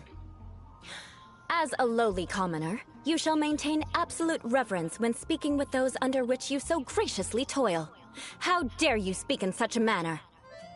Is everyone from the Lawrence clan so strange? The days of the Lawrence clan's tyranny have long passed. I don't care what you're trying to do, just beat it. Like I said, I don't care what you're doing.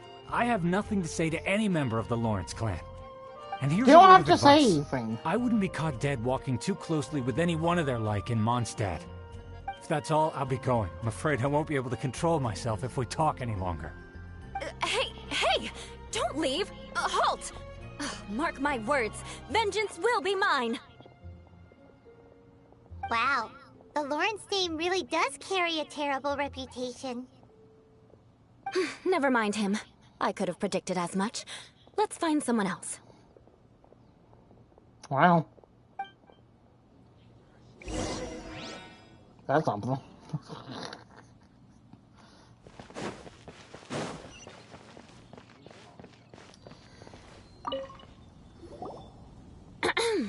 You there, lowly toiler.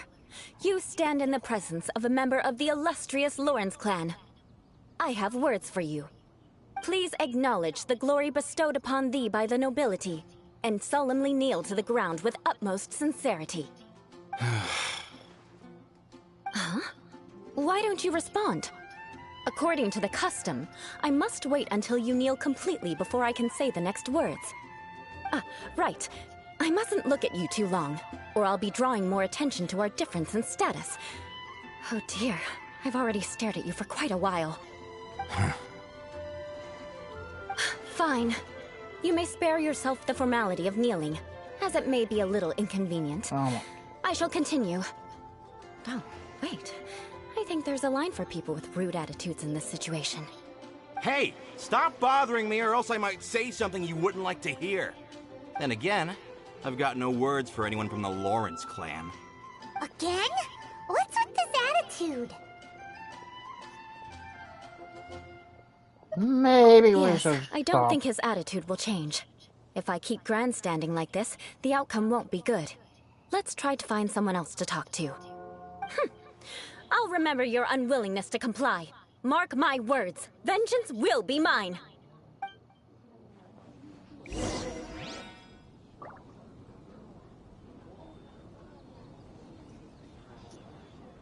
Listen, I have no idea what she's trying to do, but trust me, you two should just keep away from her.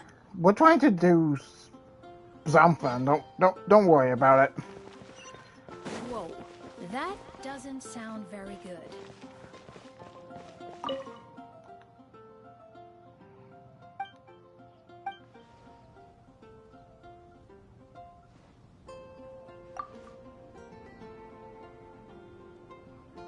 Ah!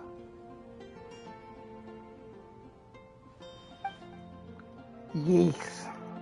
Wait, but for the high die-hard spice level?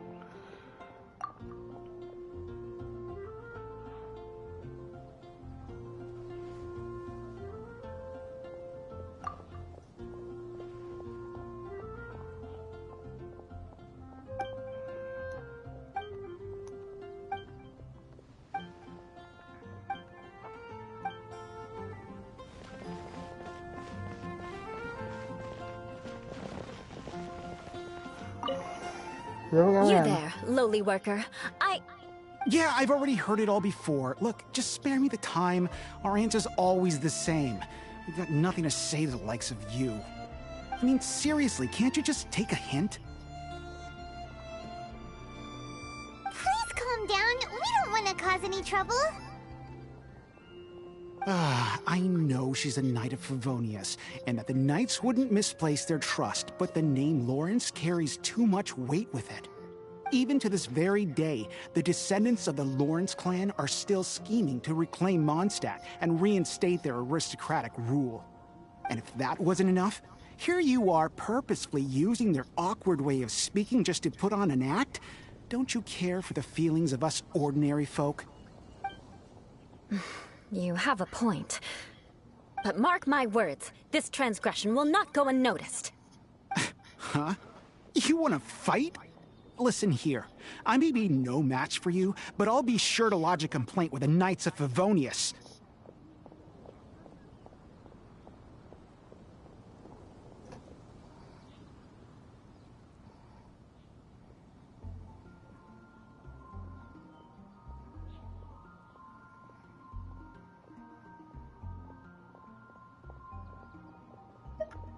I'm sorry, but I want her to understand that I'm serious. Listen here, if you don't want things to get more unpleasant, then you'd better just stop. Forget it. There's no point in quarreling any further. Let's go.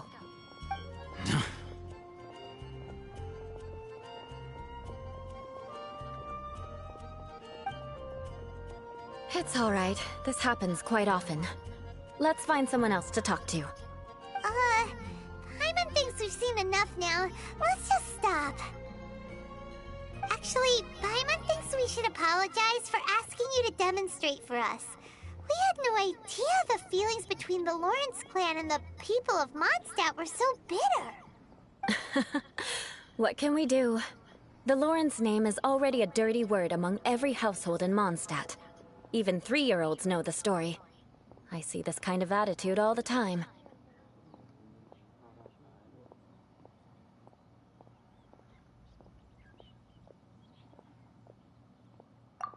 Don't worry.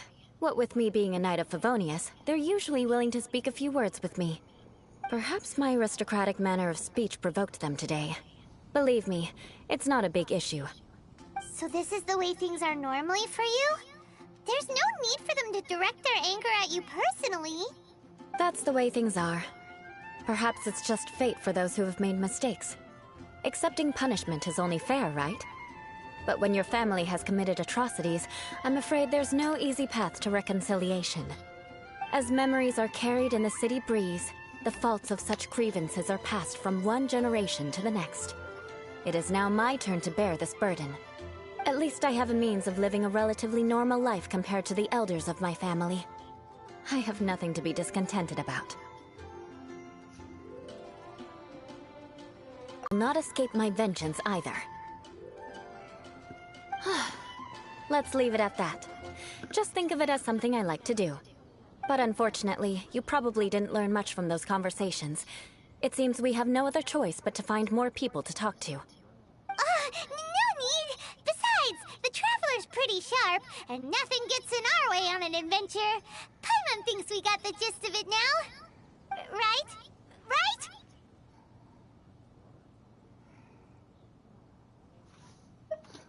Still We'll not just sure. have to roll with it for now. Let's just keep Eula from getting anyone else riled up. Well then, I'm glad you learned something. You're already halfway toward mastering aristocratic conduct. A proper manner of speech is more aesthetic than anything else. It stems from their taste for refinement. But we must also practice your bearing. I have a very effective way of training for this. Come with me to Dragonspine.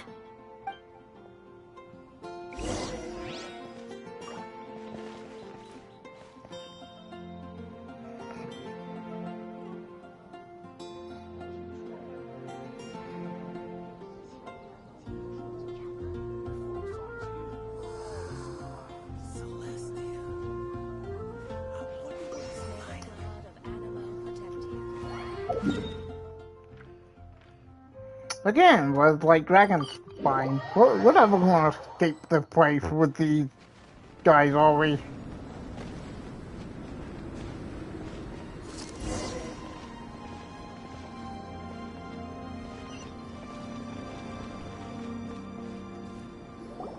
It's so cold. Does aristocrat training really need to be done here? If you wish to truly achieve the dignified conduct of an aristocrat, you must learn to remain composed and elegant even amidst harsh conditions. For example, you can see that part of the path up ahead is quite difficult to traverse. But a well-trained aristocrat would not only effortlessly proceed forward, but do so without a stain on their garment and their elegance fully intact. Paimon thinks we've left the realm of aristocrats and entered the realm of adventuring. Compared to what we've already seen, this should be a piece of cake.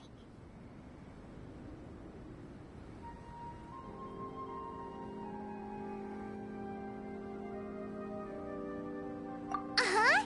This is where you can finally apply some of your adventuring knowledge. You look pretty confident this time. All right, let's get started. Remember, you must be graceful and elegant. Don't get knocked or launched into the air. That would be most unsightly.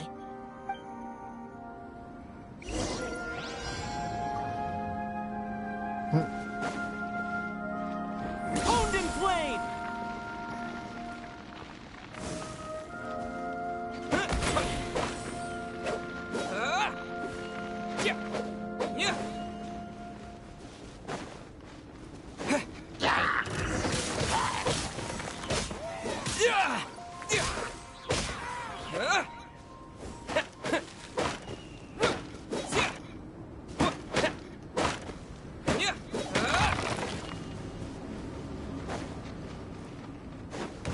Ow!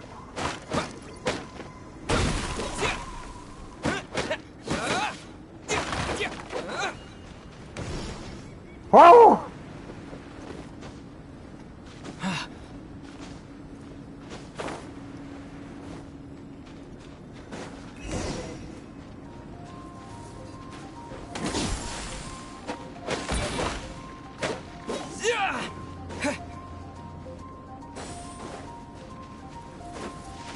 That won't do. You've exposed your shortcomings. No need to worry. Head back to the starting point and try again. It'll be difficult at first, but the key is to remain patient. Let's try again. Remember, you must be elegant. Don't get knocked or launched into the air.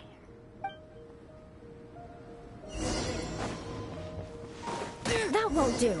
You've exposed your shortcomings. No need to worry. It'll be difficult at... Remember. Good.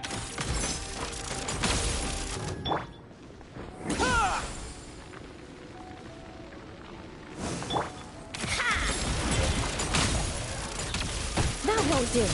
You've exposed your shortcomings. I didn't even do anything that time. Remember. Oh my god. No need to worry. Head back to the starting point. That won't do. You've exposed your shortcomings. It'll be difficult. Remember, you... No need to worry. Head back to the starting point and try again.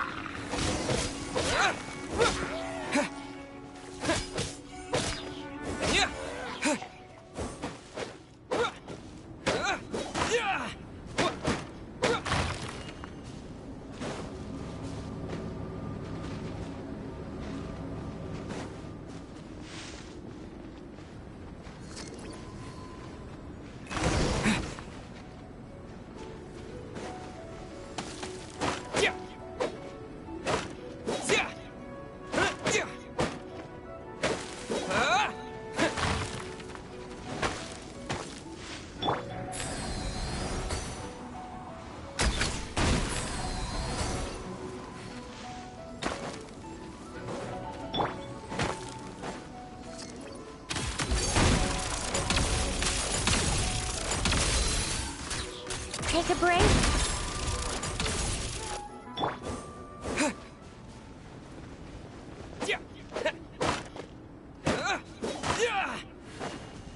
That won't do. Oh! You've exposed your shortcomings. No. No No. need to worry. Head back to the starting point and try again. It'll be difficult at... Remember, you...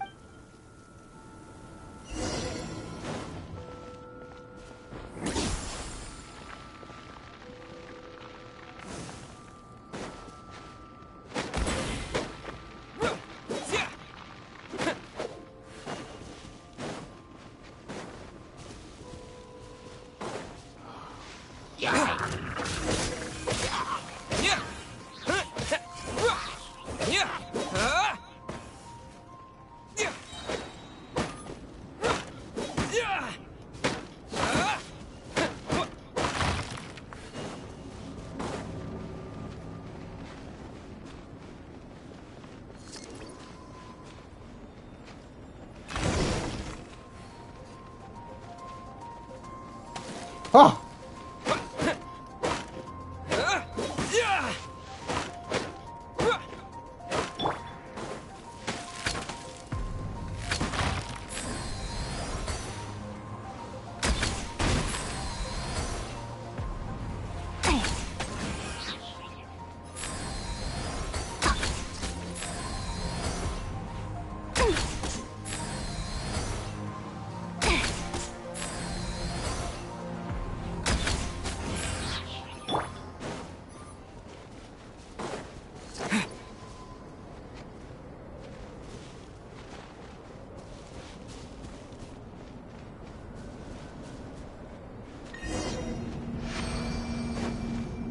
I am Not not bad. doing... A lot better than I had anticipated, at least.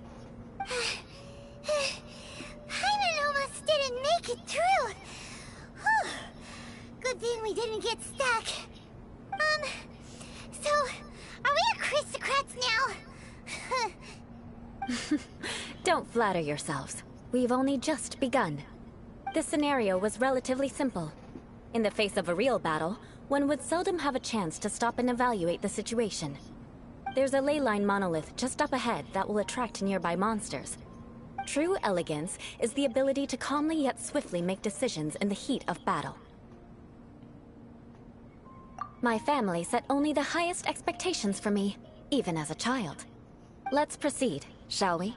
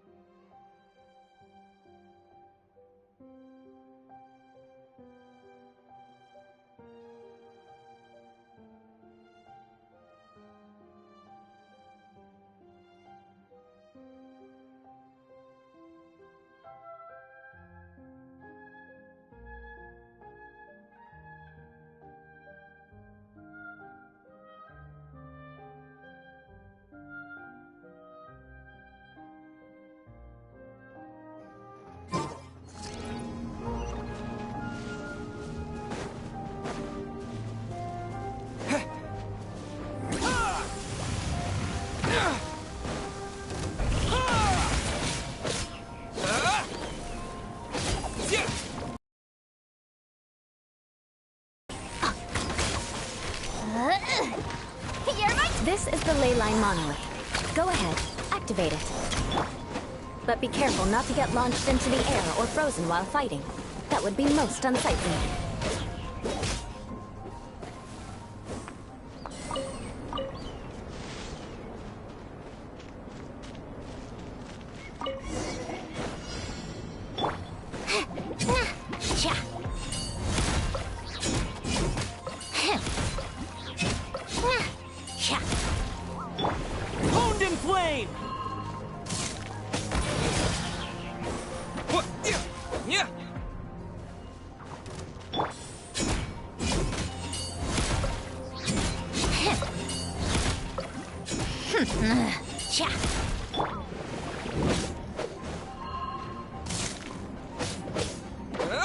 Blazing light!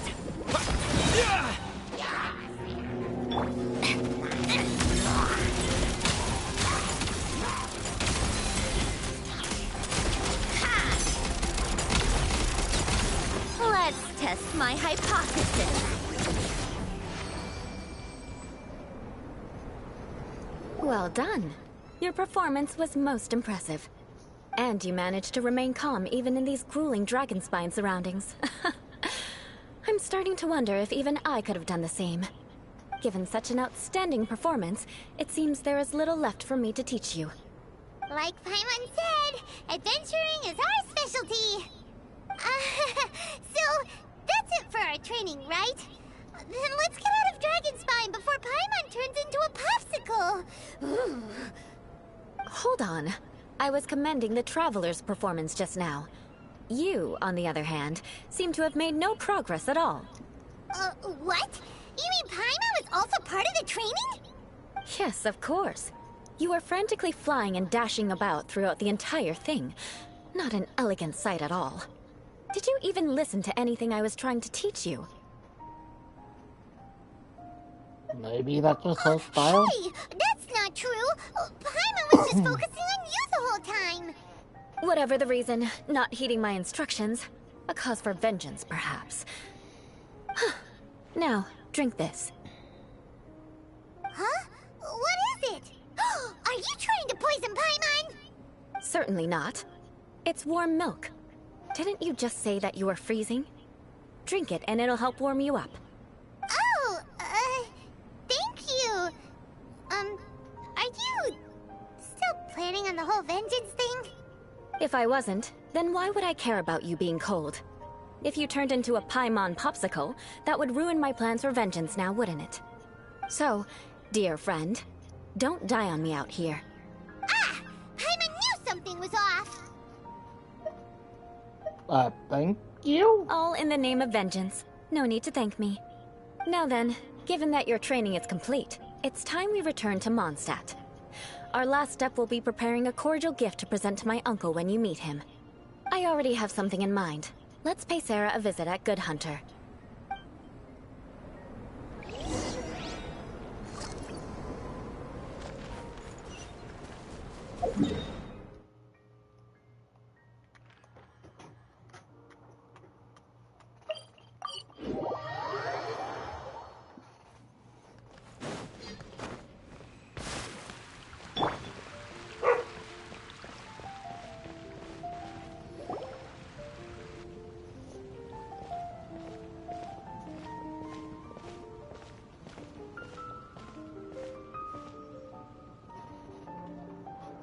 Oh, hey, Eula. I see you've met the honorary knight. We meet again, Amber. Seems we're just bound to run into you these days. Well, I just got back and was thinking about grabbing a bite at Good Hunter. But now that you're here, why don't we all eat together? Very well. It's been some time since we've last shared a meal together. Come, take a seat. We can discuss my uncle's gift while we eat.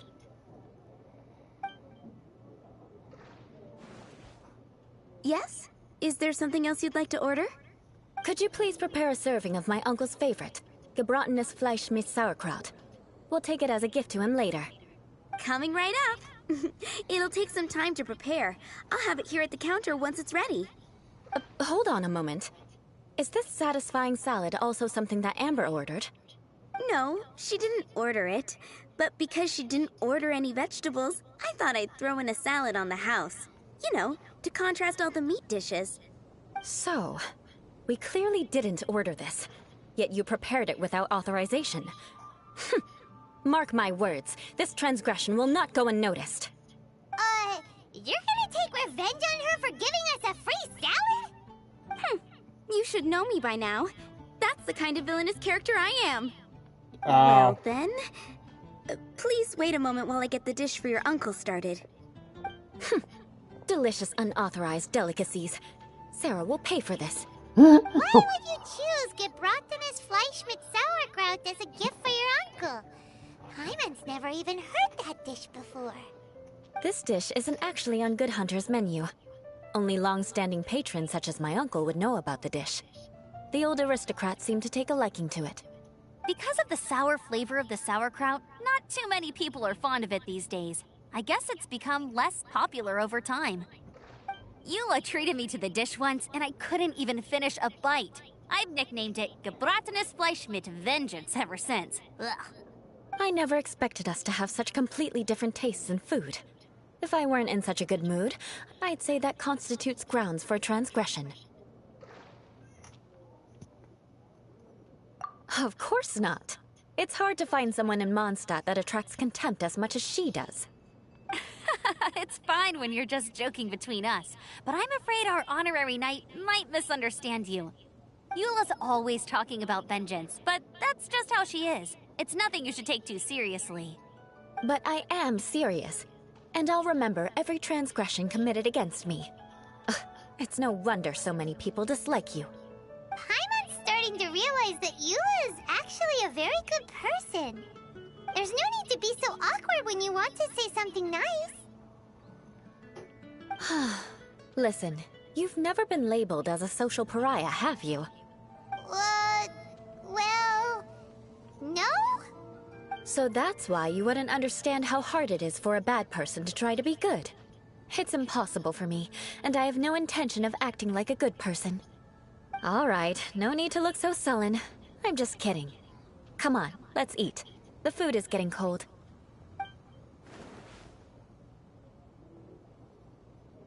Oh, I'm stuffed. I'll see Sarah about the bill. No need. I've left the mora under the plate. If you try to settle it with her in person, she won't accept payment for the salad. Don't underestimate my ability to exact revenge. Sarah won't get the upper hand this time. All right, next you should pay my uncle a visit. He has a small camp at the top of the mountain near Springvale. He usually whiles his time away there when there's nothing else to do.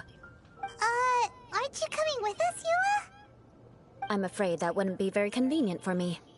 It'd be better if you two went alone. Ah, yes. Please do remember to pick up the dish from Sarah. I still have more recon to do in the wilderness. Well, until next time. Let's meet again. What an interesting bunch you are.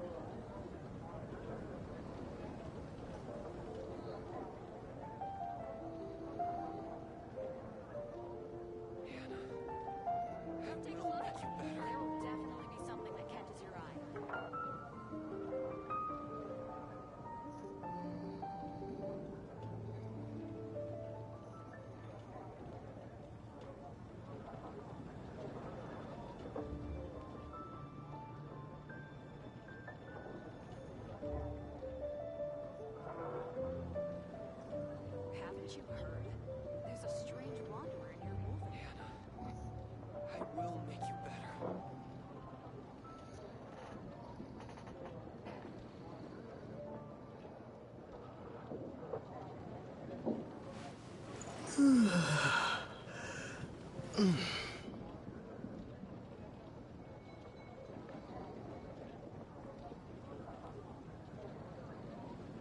Haven't you heard?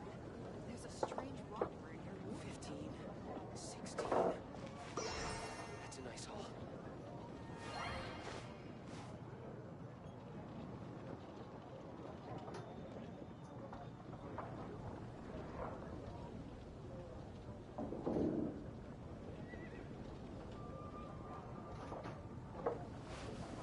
Come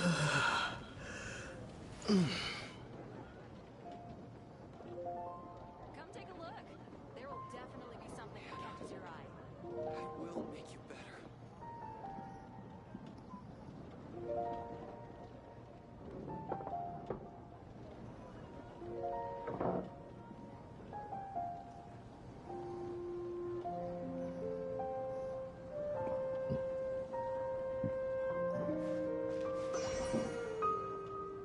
Haven't you heard?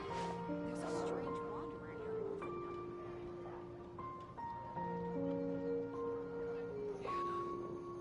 I will make you better.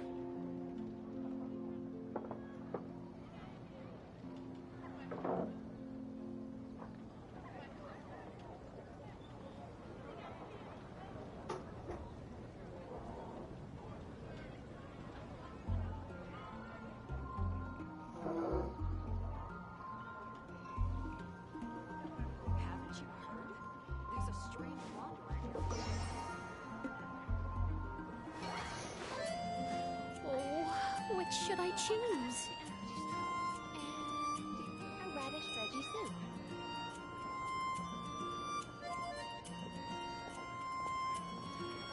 Haven't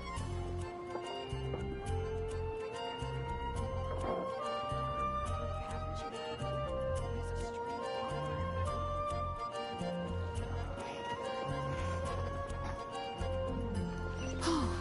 I guess I'll post the commission. Here, the Gebratenes Fleischmitz sauerkraut is ready to go.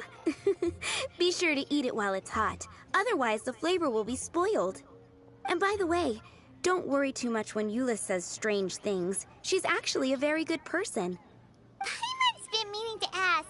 No one could stand the sight of Eula when she was trying to speak with the others in Mondstadt earlier.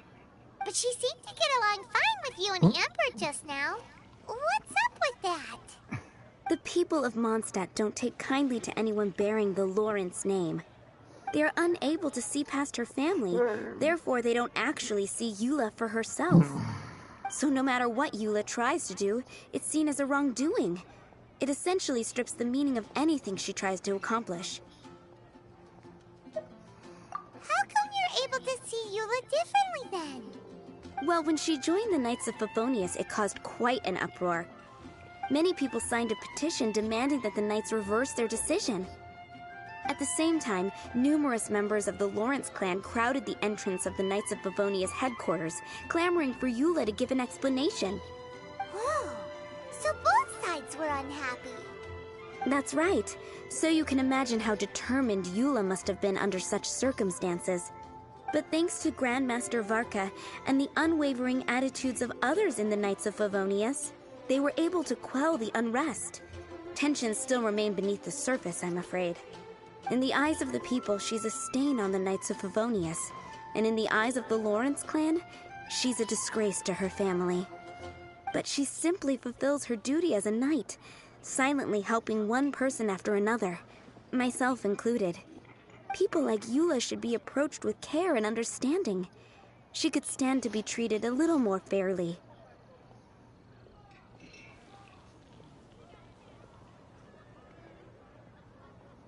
I believe a day will come when things will get better. Once everything's settled, we should go talk to Eula again. Paimon thinks we know how to communicate with her now. I'm glad. I think that would make her very happy, though she might not ever admit it. Take care. Please come again.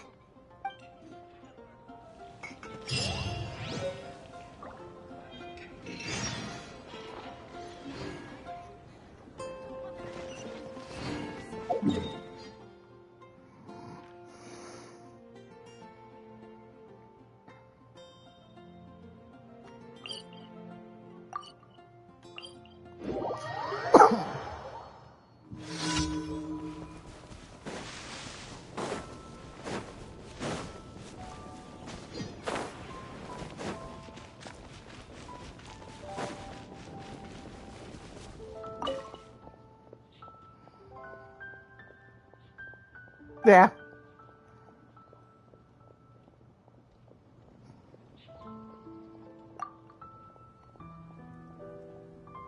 Ooh.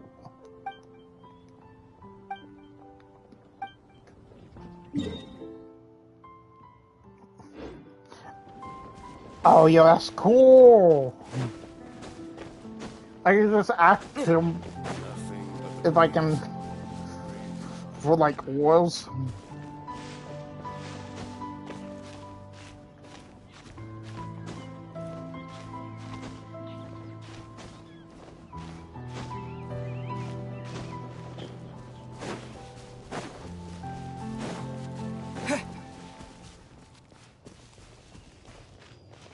Oh, let's do it again. I forgot. Seems to be pretty tattered, but there's a really fancy chair. Could this be another aristocratic custom? Ah, it's you again. I thought I had rid myself of you two. Magnanimous. Yes, indeed, that is true. Yeah. Very well. I'm certainly not one to be narrow-minded. I'll overlook your previous misconduct for now and listen to what you have to say. Wow, this guy thinks so highly of himself.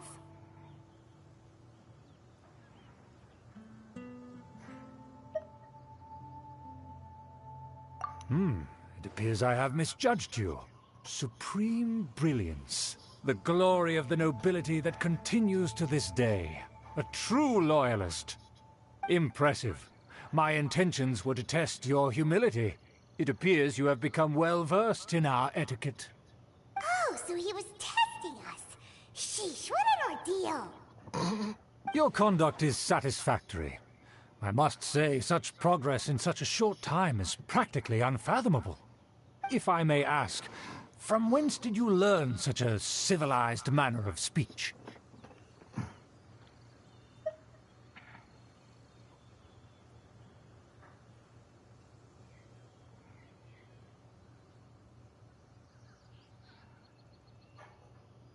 Ah, good. Very good. You are bright. And compared with the common folk of Mondstadt, you certainly have potential. If you were of aristocratic blood, your prospects would be promising indeed. By the way, we brought a gift. Ahem. Paimon means we would like to present you with a small token of our goodwill. Could this be? Gebratnes Fleisch mit Sauerkraut? It's evident that your sentiment is genuine. As a young person nowadays, only with no small effort could you achieve such a dish. It's been so long since I dug into a big, tasty... I beg your pardon. What I mean to say is, since it's nearly mealtime, I shall partake.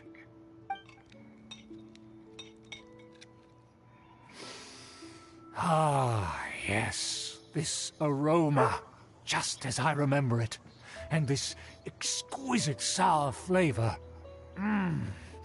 A delicacy that only us noblemen and women could appreciate. Now even Paimon's starting to wonder what it tastes like. I acknowledge your genuine goodwill.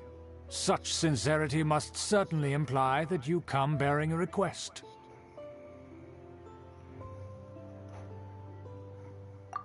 Wait, so you've come to know of this, too? It was meant to be a family secret. Well, considering your meticulous etiquette, you must be a talent of unusual fortitude. I'm willing to place my full trust in you. Please, come with me. We happen to be in need of competent fellows like yourself. Wait, where are we going? To see some friends from a distant land. They have offered their assistance in restoring the Lawrence clan to its former glory. So he trusts us solely based on your etiquette. I think we need to be careful. Perhaps this is what old etiquette. Well then, let's get going, shall we? You'll understand everything in due course. Do you think his friends are the Fatui? Things will get sticky if the Fatui happen to recognize you. What should we do? Mask!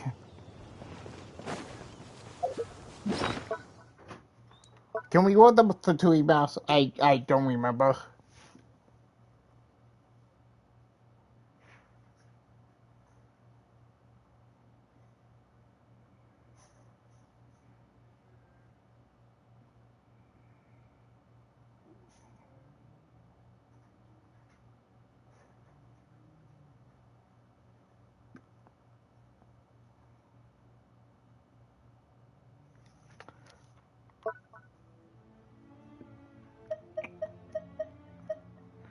It should be in our inventory.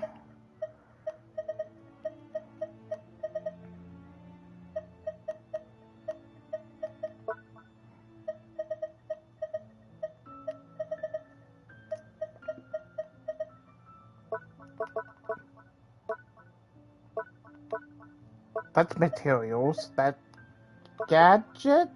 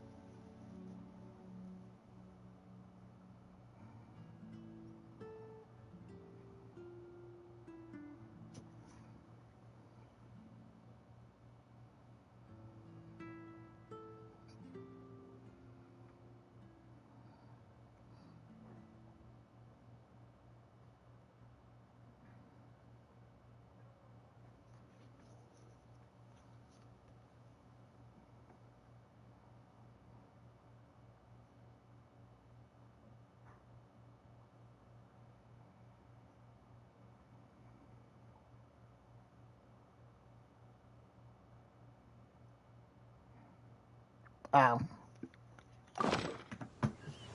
Oh, that sucks. I was hoping I could wear the Fusui map we had in the earlier game.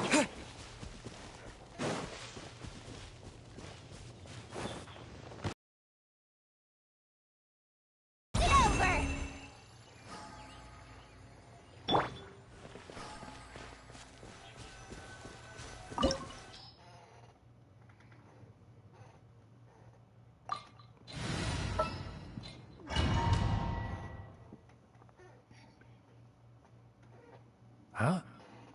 Why have you put on a mask all of a sudden?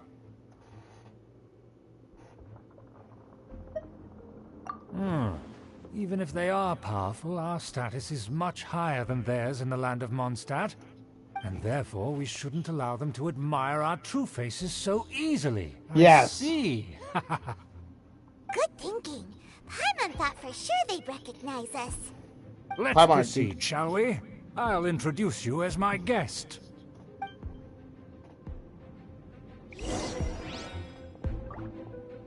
As you'll see in a moment, there are many already helping us. I swear, the dude is actually... The dude is actually just stupid. I mean, he's not that stupid.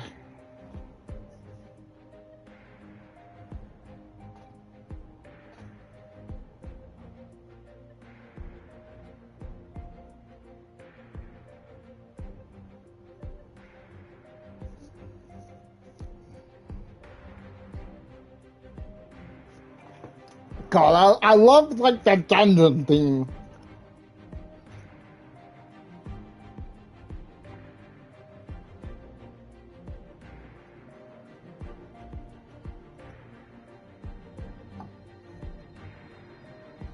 Sorry, you know, like we have to do this for the sake of doing it.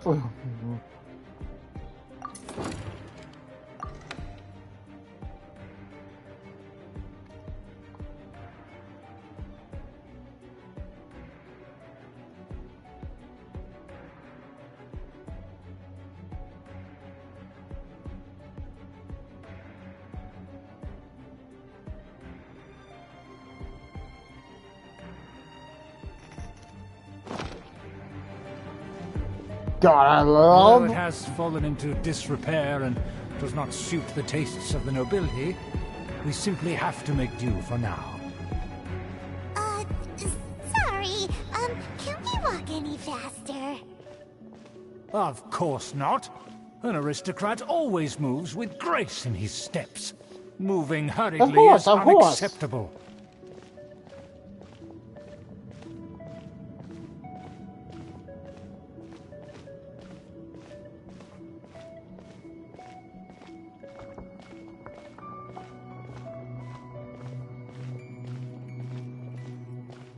As expected, it's the Fatui!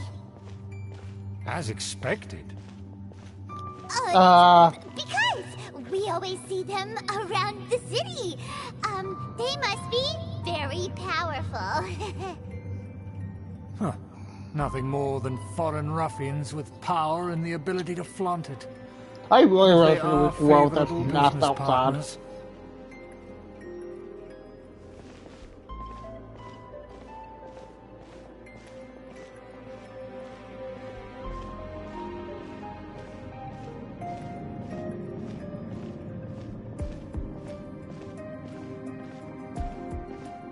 Hold it right there!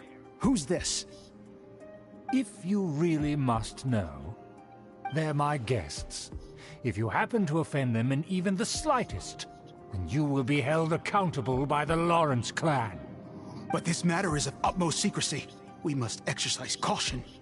You dare question the ways of a nobleman? I don't have time for this. Make way. No need to sound all high and mighty like that. Fine. You may proceed.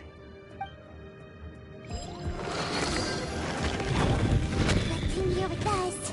They don't dare to question you. Of course. That is the benefit of prestige. In past times, it would be a dire offense to speak to a nobleman in such a manner. We could determine a person's fate with the blink of an eye. And such glory will return to me again before long.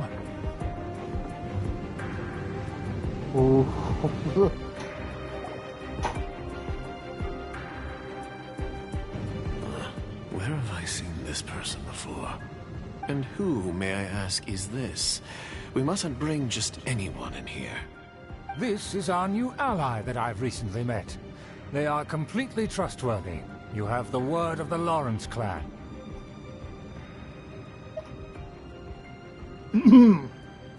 It's a pleasure to meet you. Our plans are strictly confidential.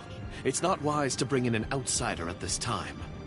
Furthermore, there's been word that an outlander who joined the Knights of Favonius has been very active in Mondstadt recently. Don't be ridiculous. Besides, my guest is well versed in the etiquette of the nobility. I must treat them with the proper mutual respect. The Knights of Favonius pay no regard to such details. They could never understand the intricacies of our etiquette. And what about this thing? You mean Paimon? Enough! You dare question my word?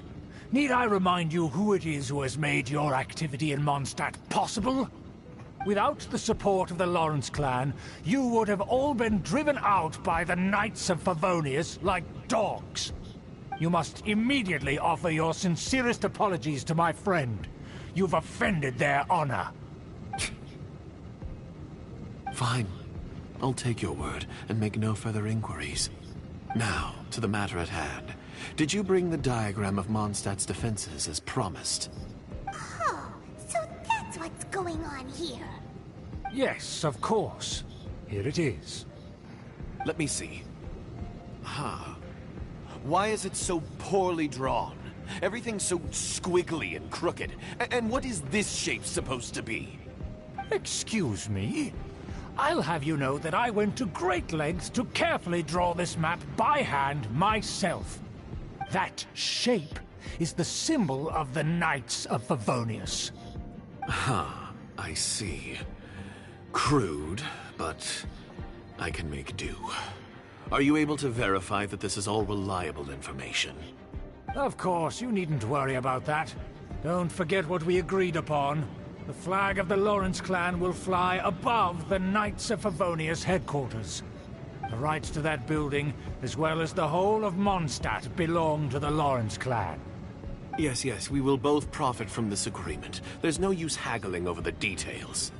We will make good use of the intel you provided. Also, be certain not to divulge our identity. There would be diplomatic consequences, you know. Don't worry, this matter is only between you and I. And my new friend here. No one else will know of it. Once this is over, I shall stand atop the Favonius headquarters and rebuke their pathetic rule over Mondstadt.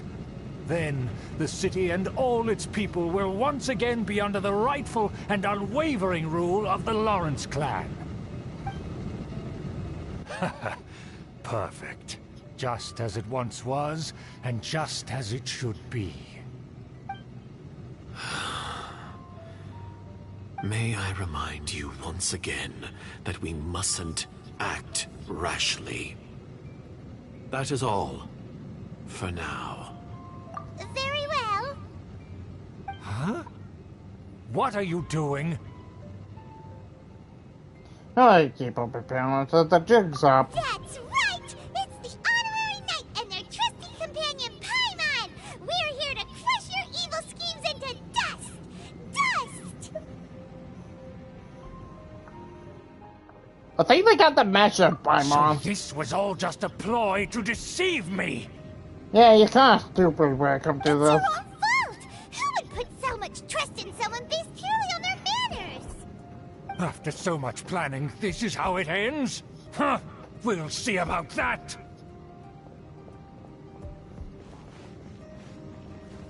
Just as I expected. I knew I should have never trusted these foolish aristocrats.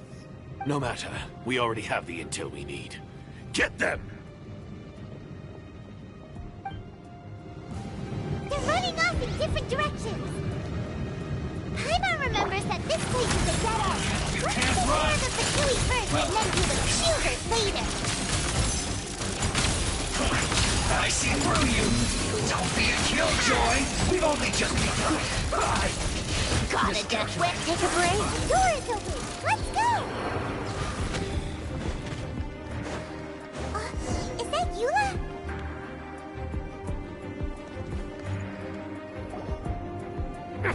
Don't touch me! Get out of my way! I'll leave on my own! It seems we finally caught up with you. This place is crawling with Fatui. Oh, it's you. It seems your investigation went well. Aha! I see now. So you're the one that taught them our etiquette. And I thought you despised such pleasantries. Furthermore, there is a rule in our family. Such traditions are never to be taught to outsiders. Ah yes, rings a bell. So what? I had no reason not to teach them. You have brought shame to our family and ruined my plans. It's all for naught now. I know that you poured great efforts into these plans, Uncle. But you were... I could not overlook your actions. Knight of Favonius? Let's get one thing straight. I am your uncle, and you are a member of the Lawrence clan. You should strive to restore your family's glory. You still have a chance. Defeat every Knight of Favonius here, and leave with me. Then I shall plead with the family to spare you, and give you a new beginning.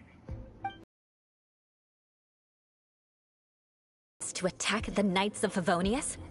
I shall say this one last time. You are not a Knight of Favonius. You are a descendant of the Lawrence clan. The blood of the Lawrence clan flows in your veins. You must comply with the will of the family. Since when have I ever complied with the will of the family? Why, you unruly maid! If anyone should be angry, it should be me. As a member of the Lawrence clan, you knowingly plotted against the city of Mondstadt and threatened its safety. Had you ever stopped to consider the trouble it would bring to so many people? Had you considered how many enemies you would make trying to keep the plans under wraps? You dare lecture me? That's right. In the name of the family that you so dearly revere, Uncle Schubert. I've never experienced the age of glory you always speak of. And I've never understood our family's incessant pursuit of it. But I am capable of discerning right from wrong. And I deeply understand what freedom means to the people of Mondstadt. The Lawrence clan should never and will never become what you've dreamed it to be. Oh, the disgrace of it all! How could such a rebellious monster emerge from our own family? Things are starting to get pretty hysterical here. Politeness and elegance seem to have gone out the window. That's enough fuss for today. You two, take him away. The honorary knight and I have other matters to attend to. Given that you've already taken action, I assume you've come across some conclusive evidence? Paimon took a peek at their diagram. Your uncle had mapped out all of the Knight's patrol routes and marked out key information about Mondstadt. And there was me thinking that he was just another elder of the family. And a lazy one at that. I never suspected he could stoop this low. So stubborn. Mark my words, vengeance will be mine. Let's discuss this later. Our first priority is recovering that diagram.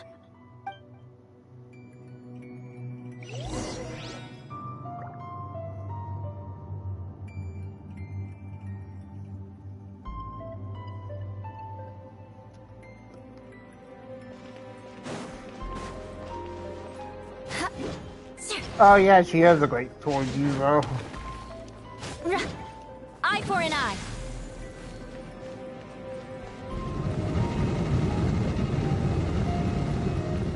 I might wait just in case.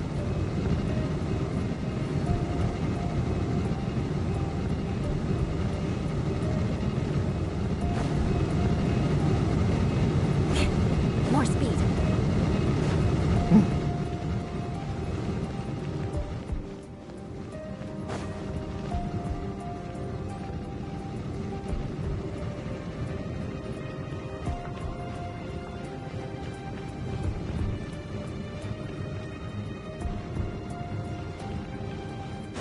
They're here! Oh god!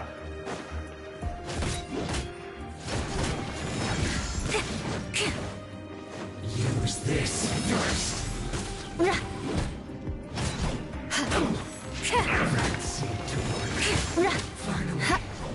I don't know, her moves are so kinda slow, but I guess it works.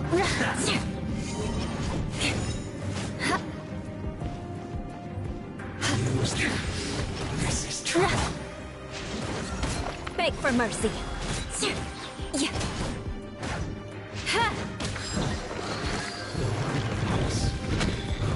Death. More speed.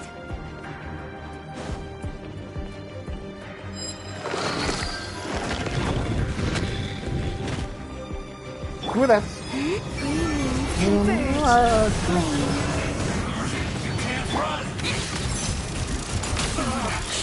Looks like I went too far. Finally, let's move on. How tiresome.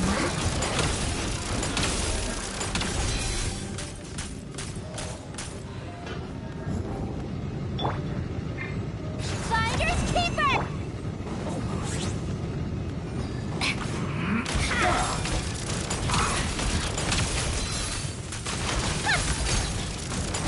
Stay back. I guess. Take a break. This is it.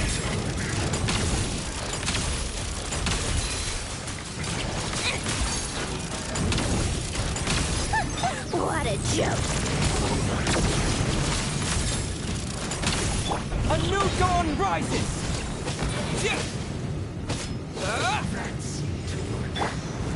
No slacking off! My duty is this.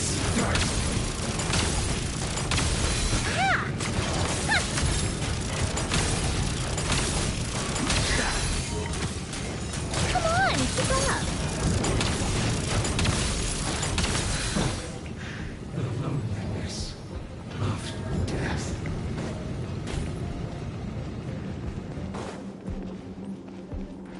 Shudder!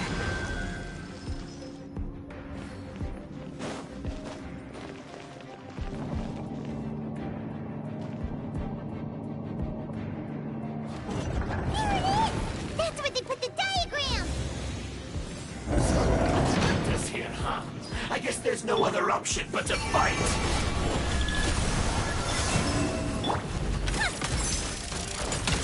You dare provoke me! Fatui, come forth and dispose of her! Can't run from death first. Finally. How tiresome.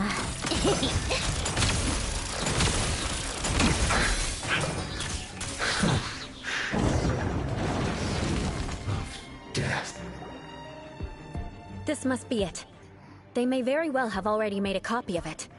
But without my uncle as their puppet, there'd be no use in them attacking the city.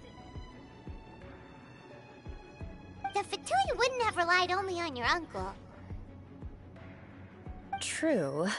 But if their plan had hinged purely on taking Mondstadt by force, as opposed to with the help of a puppet, they could have spared themselves the trouble. The Fatui are dishonest, but they wouldn't go as far as to start an open war. Their opposition wouldn't just be Mondstadt alone.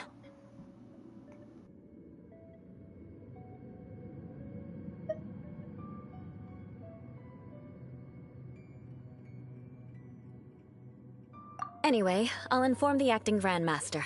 She'll know how to handle things from here. Oh yeah! You suddenly appeared at just the right moment! Yeah, about that. Because you stole my targets by attacking the Fatui I'd been tracking earlier. I came to exact my vengeance. You tried to do my job for me, and I'm here to return the favor.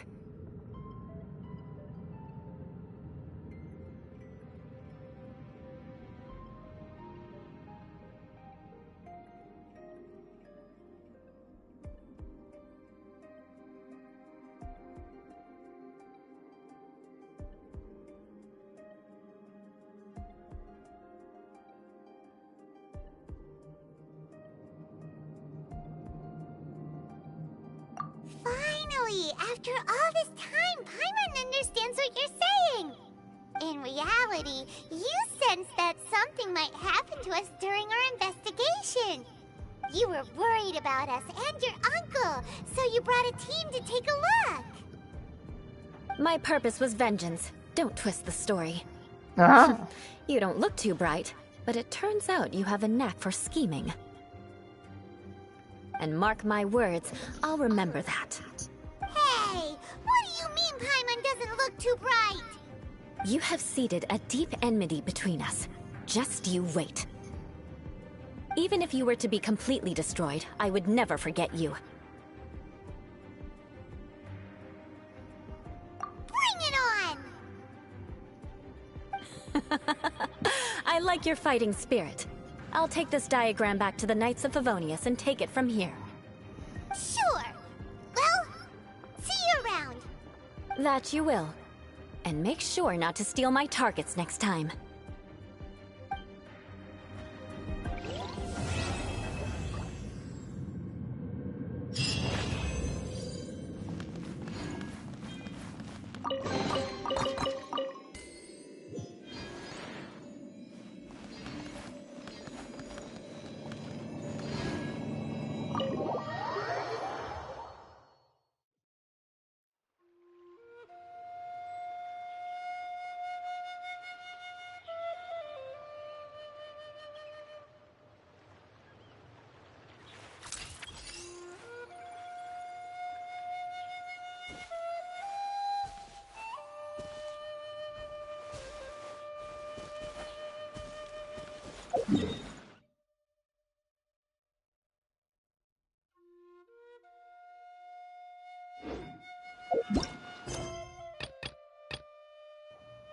I didn't even realize that in the bell.